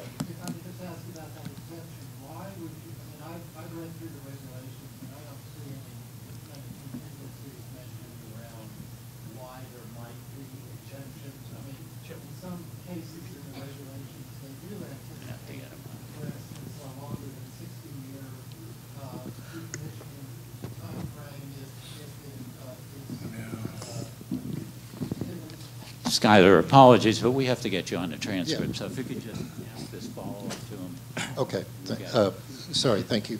Why would the NRC grant an exemption? There's no contingencies mentioned in the regulations which might allow for an exemption. Why would you grant an exemption, and why should you grant an exemption? Okay, very clear. Sean, I'm bringing this back up to you. And I think Skylar was pretty clear about his two questions. Okay, to answer your question, when you have the decommissioning trust fund, there are certain fees that go in establishing funds. So if a licensee wanted to put in money to keep it to grow without having to pay extra fees to have different funds to do the three elements, I'm going to talk about three elements: radiological decommissioning, spent fuel management, site restoration. So originally, the intent of the decommissioning trust fund was for the radiological decommissioning. That was our requirement, NRC requirement. The licensee has the option to also put in funds into the decommissioning trust fund to pay for those other elements. Now, they can do it in different methods. They can sub-account, they can create sub-accounts, they can make sure that they track the money. It has to be line items so that analysts like myself, can see where that money is going. So we take in, the NRC takes in consideration, when we see that money, we only want to see the radiological decommissioning portion. That is the requirement for us. The others are more of a business strategy to have to pay less fees to earn interest on a fund. Does that answer your question?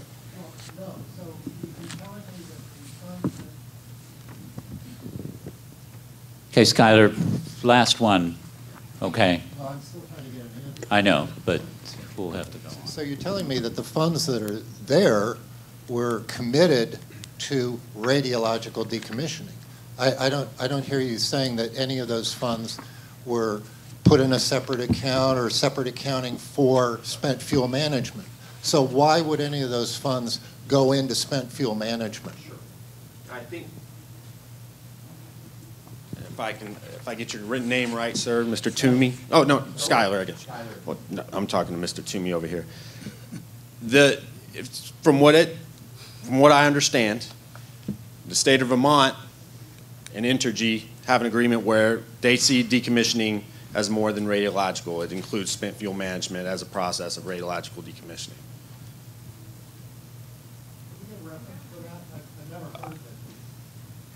You know, we really need to go on. Could we talk? Could we talk later? I Okay. can provide some additional information as well.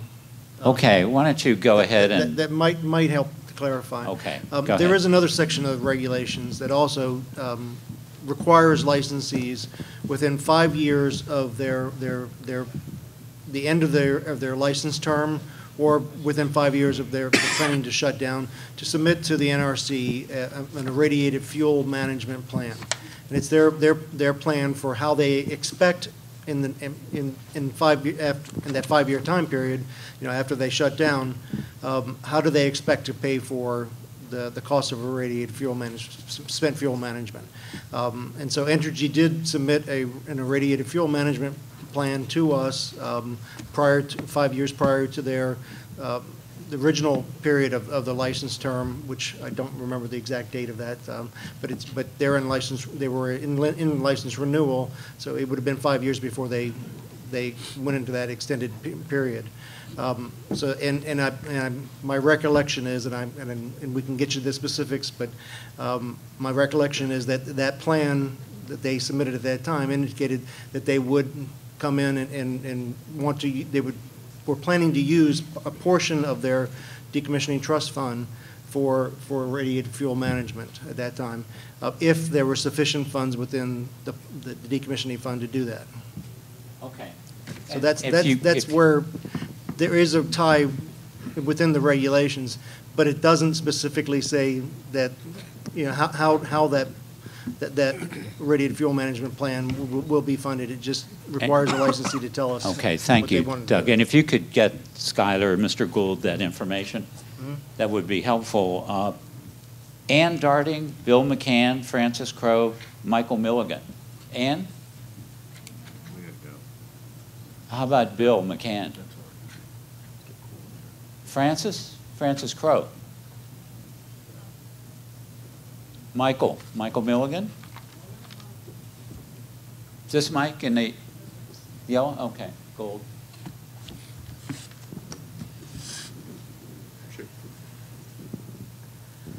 Okay, this is Michael Milligan. And thank you for your patience. I know you were here early. Hi, I'm Mike Mulligan from Hinsdale, New Hampshire. How many here from from New Hampshire?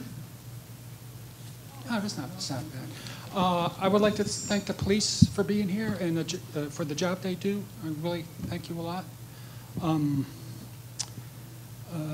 I was a reactor operator at Vermont Yankee, got fired for raising safety issues, but the job I did was basically moving water from one place to another. I mean, that's basically the job I did. And so maybe we need to talk about what are the places where they have water. One of the most costly place they have water is in the condensate storage tank. The condensate storage tank sits outside the buildings.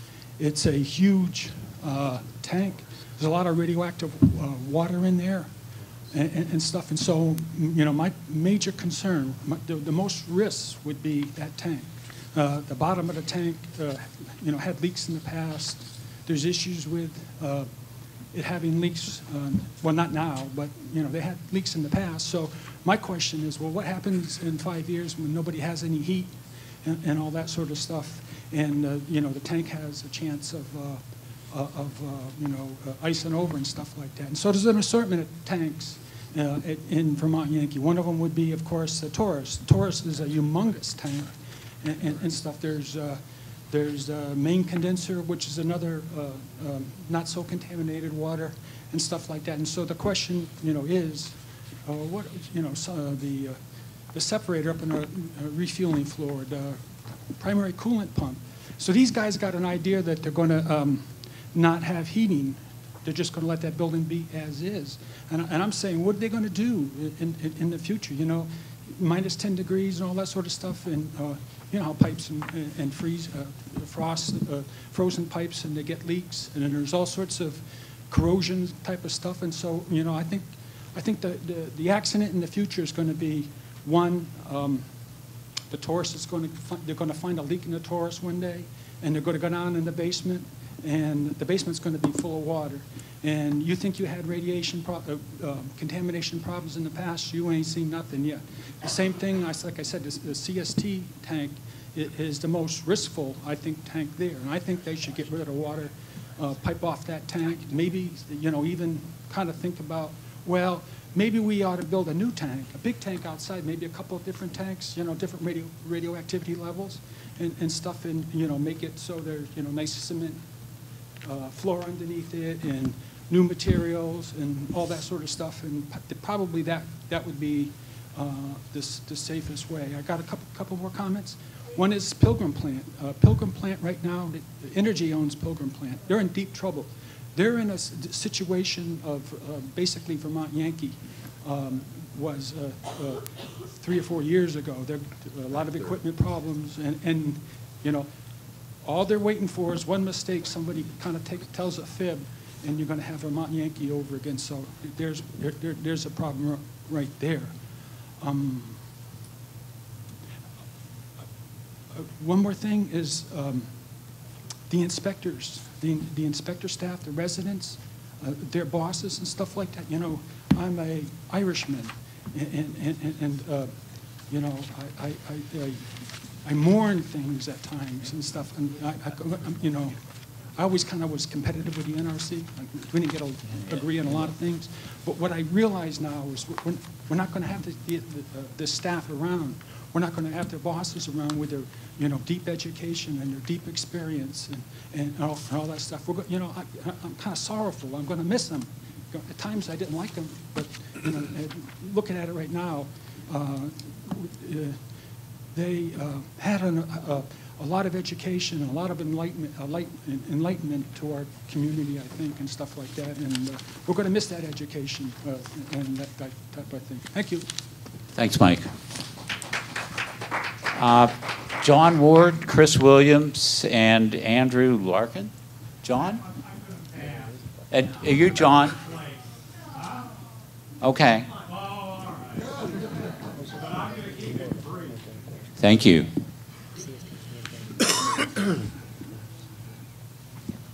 There's Chris Williams. I work with the Vermont Citizens Action Network, the Vermont Yankee Decommissioning Alliance, and I'm the board chair of the Nuclear Information and Resource Service. But for a large chunk of my life, I was a consumer advocate working to protect consumers from cost overruns and price gouging by regulated utilities.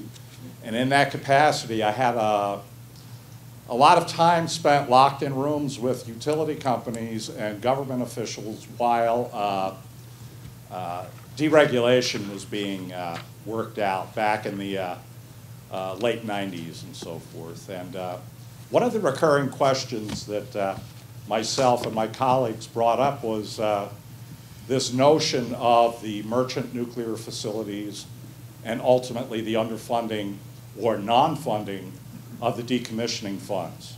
And here we sit some 20 years later, and what I've been describing where we're at and where you're at is basically the early stages of a train wreck.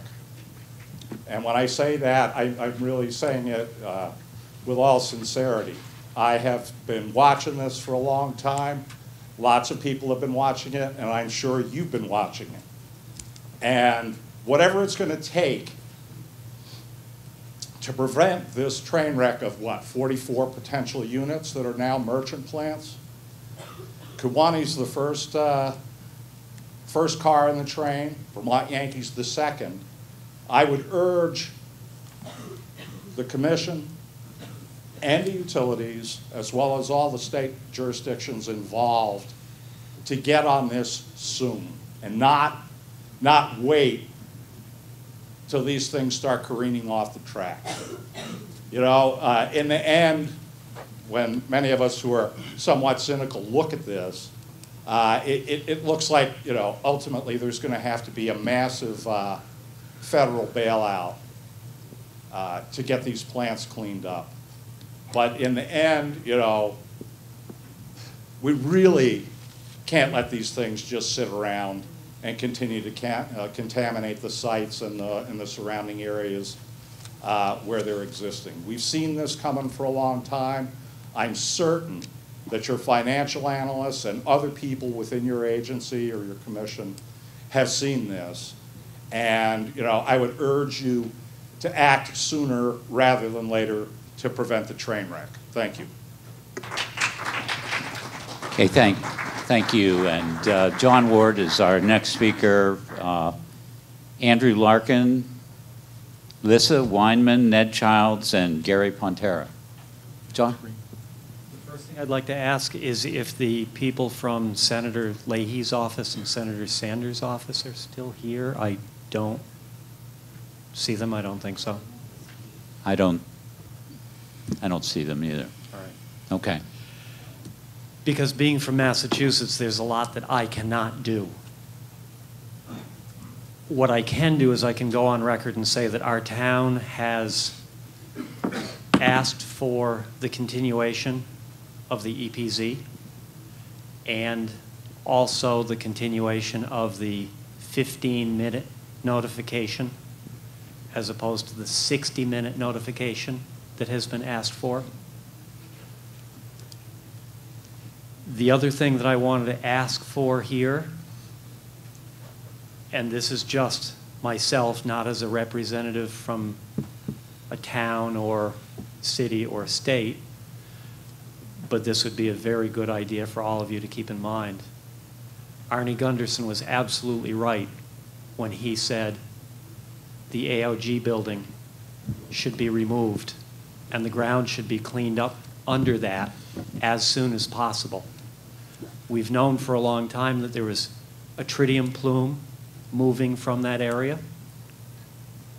The strontium has just been found in that well because that is a heavier element. It moves much slower. We could take care of a lot of that contamination sooner before that plume moves and save a lot of money. I'd like to see that decommissioning fund be spent as efficiently as possible so that we can get started sooner and get more done. Thank you. Thank you, John.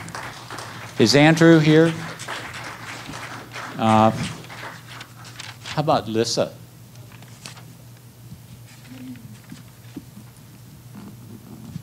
Hi, I'm getting a little faded here after work and then sitting for so. I'm not sure what's going to come out because I don't have prepared remarks, but I will say that I think we're all in this together. There is no national nuclear waste policy. There is no Yucca Mountain. There's not going to be a Yucca Mountain. If there is a Yucca Mountain, it's full already. So there's no place to put this stuff. We're trying to deal with new situations with old rules that do not serve us anymore. And there's been these bills in Congress, they go nowhere. But we know we need a new law because the Nuclear Waste Policy Act of 1982 really didn't foresee all these problems. It didn't, for instance, we didn't foresee that spent fuel rods would be in pools for 30, 35 years. I mean, the pools were designed to hold those rods for 5 years. We're in virgin territory here. You can say all day long that the spent fuel pools are just as safe as the cask, but you know the kind of discussion that goes on within the NRC about that. You know what your outgoing chairperson said about spent fuel pools 12 years ago, that they were an imminent danger because they were being overcrowded, and beyond that are not designed for that purpose of long-term storage. So we know all this, and we are all in it together, and it's not Entergy's fault. Entergy's a company. They want to make money. We all know they agreed to close the plant, but then they didn't close the plant because the federal law says they don't have to. Just like the federal law says they don't have to move the spent fuel right away. They could leave the spent fuel there if they so decide. So the MOU is worth nothing. I love the feel-good feelings between us and Entergy, and I hold nothing against Entergy, honestly, because we know where they're at. What we need are new laws, okay? And I don't understand why nobody talks about the Nuclear Waste Fund, okay? You guys all know what it is. You all know that there's about $38 billion sitting in DOE's, Department of Energy's Nuclear Waste Fund. Where's Department of Energy tonight? They're the ones that are having responsibility for this long term. And what about that $38 billion that ratepayers have been paying into for the central repository that will not happen? Okay, everybody's talking now about interim storage, and that's still imperfect. I agree with the speakers who said we need to treat this waste storage facility, this high-level nuclear waste storage facility that we never banked on, that we're completely unprepared for, we need to treat it like it's going to be here forever, okay? Because it very well might be. So don't third world cask us. Give us what Europe and Japan had. Get the spent fuel pool cleaned up pronto because fires are a concern, and you all know it. That's why you agreed to do it quickly, and so did Dominion, okay? Or else you wouldn't be doing it. And let's all work together to change this law, and nobody's paying attention. We need to bring all the host communities together, to sit down. You admitted tonight, as per McFarland's comments in the New York Times a month ago, you're in completely new territory. There's no provisions for merchant reactors. This is all new stuff. You need to rewrite the rules. It's going to take 3-4 years. You're going to talk about it. No, we have to deal with this right now in this community. We're sitting with this stuff. My kids are sitting with this stuff. We need to treat it very seriously. It's a sacred responsibility that our community is bearing with no perks, okay? Blue Ribbon Commission. Oh, let's find an interim storage facility and let's give them all kinds of economic perks. Let's give them all kinds of economic development perks. Let's give them more firefighters. Let's give them more police because we're carrying this very very important responsibility for the whole rest of the nation here. Okay, we are the interim storage facility, and we deserve a hell of a lot more than we're getting right now. We're getting nothing right now. You're suing DOE for the storage. What do we get as a community? We deserve a whole lot more, and if we're smart, we're going to fight with other communities nationwide to change the law, to use the nuclear waste fund for the most pressing issues first, and we're going to get it done by working together, not yelling at each other. Thank you very much. Thank you, Lisa. Is Ned Childs here? There's Ned and Gary. Gary Pontera? Gary. And the last speaker would be Sally Shaw, and then I'm going to turn it over to Drew to close out. Good evening. I'll try to keep this brief. It's there's been a lot of good comments tonight, and call it a train wreck or call it the early end stages of a chain letter scheme, a Ponzi scheme. It's kind of a fine mess, you know, and you guys are sitting there presiding over it. Maybe you didn't sell the first tickets, but it's not looking very good. So my name is Edward Childs from the New England Coalition, and we intervened, the New England Coalition intervened in the original operating license hearings in the 1970s, raising questions around the safety and security of the temporary on-site storage of high-level nuclear waste. The, at that time, regulator, Atomic Energy Commission, did not permit us to raise these concerns in the hearing process with the assurance that these concerns were encompassed in generic studies and agency determinations to be made. In the NRC era, after or just before 3 Mile Island, these determinations matured into the waste confidence rule. As you know, this is for everybody else, the NRC said it is confident high-level waste can be safely stored until removal to a national repository. Originally, that was going to be ready in 1998. Then it was 2005, and now, as we were all discussing, literally, maybe never. Maybe in Finland. Repack the deadly fuel where it sits every 100 years or so. That's the Commission's casual response.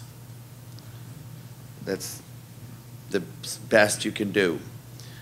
And now you're currently developing an extended storage and transportation regulatory program, including safety and environmental analysis, to support long-term storage up to 300 years, handling the spent fuel, and the associated updates to the waste confidence rulemaking. So, Vermont, for all practical purposes, is becoming a final national repository. I'm just repeating things that were already said earlier. Try to be less repetitive. Anyway, the Entergy PSDR said that an additional site, an additional pad, an additional ISFC pad will be added in close proximity to the existing pad to expand the storage and allow for the spent fuel assemblies to be stored. Now, NRC authorizes storage of spent fuel at an ISFC in 2 different ways, as you are aware, and if not, then maybe you need to pay attention. The first way is site-specific, that's 10 CFR Part 72, or a general license. The site-specific application reviews safety and security and requires publication of a notice for a hearing. Obviously, there's some interest in a hearing in this location, maybe not in Nebraska. And in this hearing, evidence is taken and testimony is given under oath, and relevant disclosures must be made.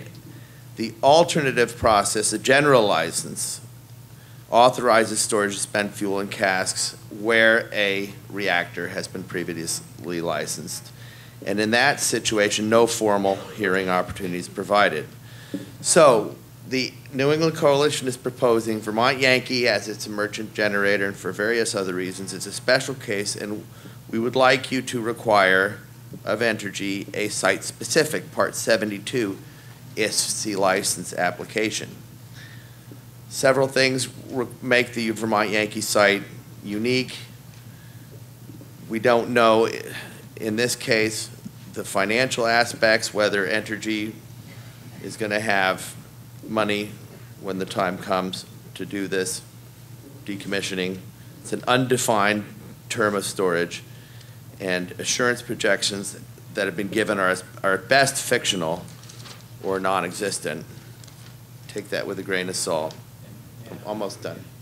All right, so, all right, we have, as has been noted earlier, houses and schools around. It's in a small village. The 5-year cooling period, now we're into safe storage. It might take you 50 years. We got the merchant plant, and they haven't looked at any alternatives to the environmentally sensitive site. Therefore, we will appeal in the next several days to the NRC commissioners, who I guess are your bosses, to require the more probing, in-depth, and inclusive site-specific ISFC license application process. We favor dry cask over wet pool storage. It's not our interest to delay. And an environmental impact statement was recently filed for license renewal. And so you should be able to do that with little alteration. So justice demands a full and fair hearing. Thank you. And we're going to Gary. And Gary, please introduce yourself to us. Hi, I'm Gary Pantalandolfo. I drove over 2 hours from Northwest Connecticut to come up here, and I really appreciate everyone who stayed so long. We care. That's why we're here. And I'm looking this way intentionally because I'm not sure that all you fellows at the table up here do care. Oh, that's interesting, because I was just going to say, there's so many acronyms in our world today that I get confused sometimes, and I was thinking it was not really checking. In fact, I had a disturbing incident. The more I think about it, the more disturbing it is. When I arrived here, I signed in 2 cards, one to be here and one to speak. And there was a gentleman who told me he was from the NRC that was watching, and he actually spoke to me. I asked him a couple of questions. And before I really came in and settled down in here, I walked outside the side door, had a cigarette, walked around the building, and came back in. 5 minutes later, I walked past the table, and the gentleman was still there. I think it was you, right? Am I recognizing you? Because you didn't recognize me. And you wanted me to sign in, as if I had just got here, 5 minutes after having a conversation with me. I really hate to think, but I kind of do, that that's the kind of attention the NRC pays to things.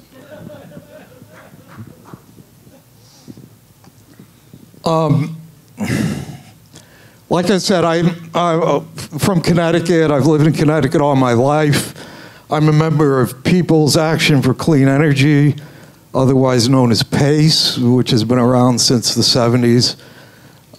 There's a lot of people, all volunteers in that organization in Connecticut, and we're paying attention to what you're doing up here, because we're hoping to close Millstone soon. And what's going on here is going to set a precedent. So we're paying attention. Okay, one more thing I'd like to say, and really this is the most important thing. I'm sure there's people working within the NRC, maybe some of you are here, who are truly good people and want to do the right thing and have consciences that still operate well. And I just ask if you would help those of us who mostly volunteer our time because we care so much about this, do what you can from within the NRC to try to hold their feet to the fire.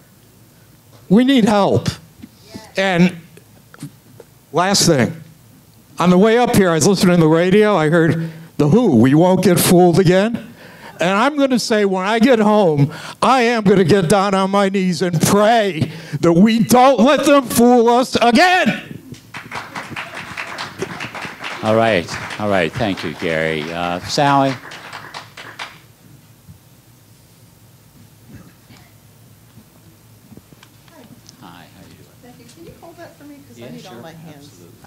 me compost this time. Thank you. Oh, you're welcome. Thank you. You're very welcome. I haven't seen you in a long time. It's been a while. You're so welcome. I missed the compost. Okay. Thank you. Well, I hate to disappoint you, but my name is Stakeholder. That would be Stakeholder, AKA Sally Shaw. I'd like to start my comments with a quote from the settlement agreement between Entergy and the Vermont Public Service Department. Entergy, Vermont Yankee, shall make appropriate filings with the NRC to obtain authority to begin radiological decommissioning within 120 days after it has made a reasonable determination that the funds in the NDT are adequate to complete decommissioning, et cetera, et cetera.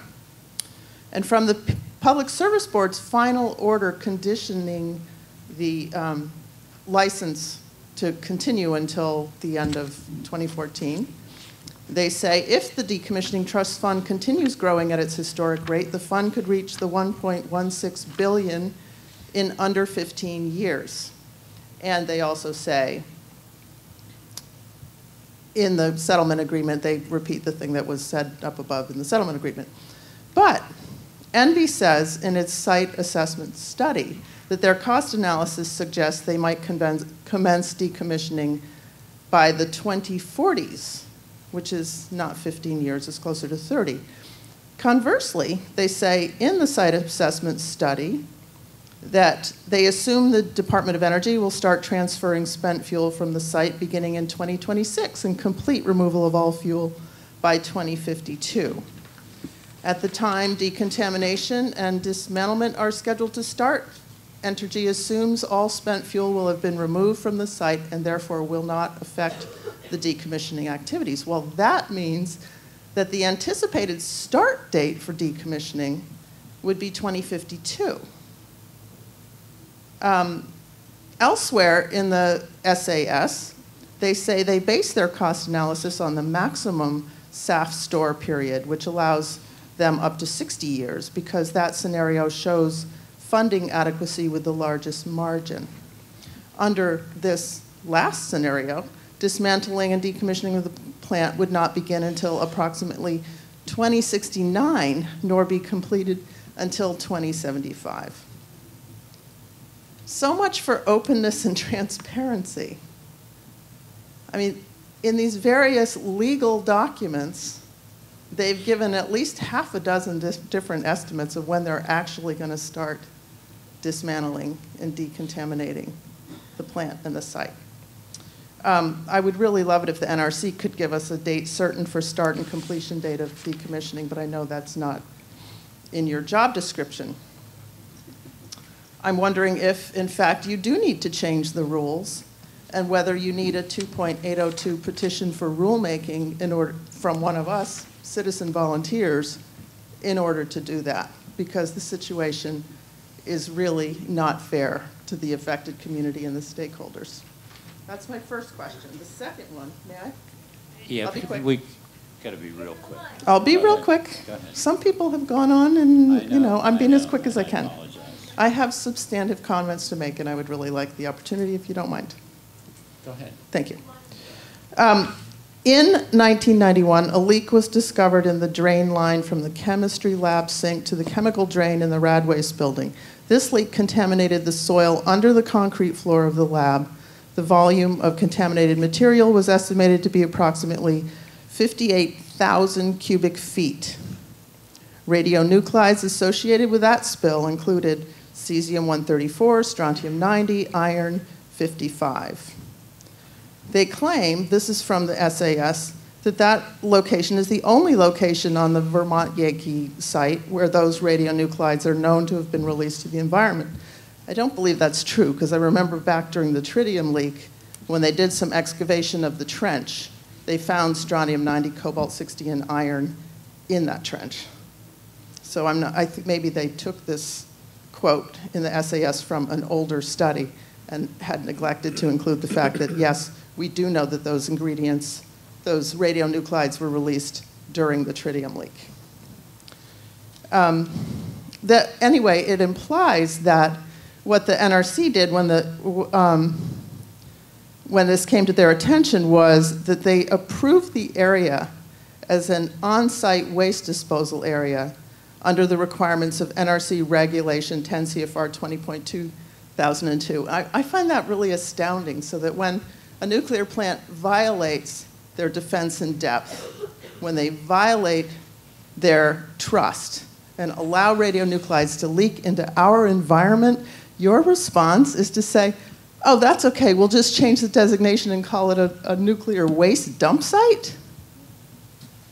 That's kind of scary to me. I don't know if that's a question or a statement, but it's kind of scary.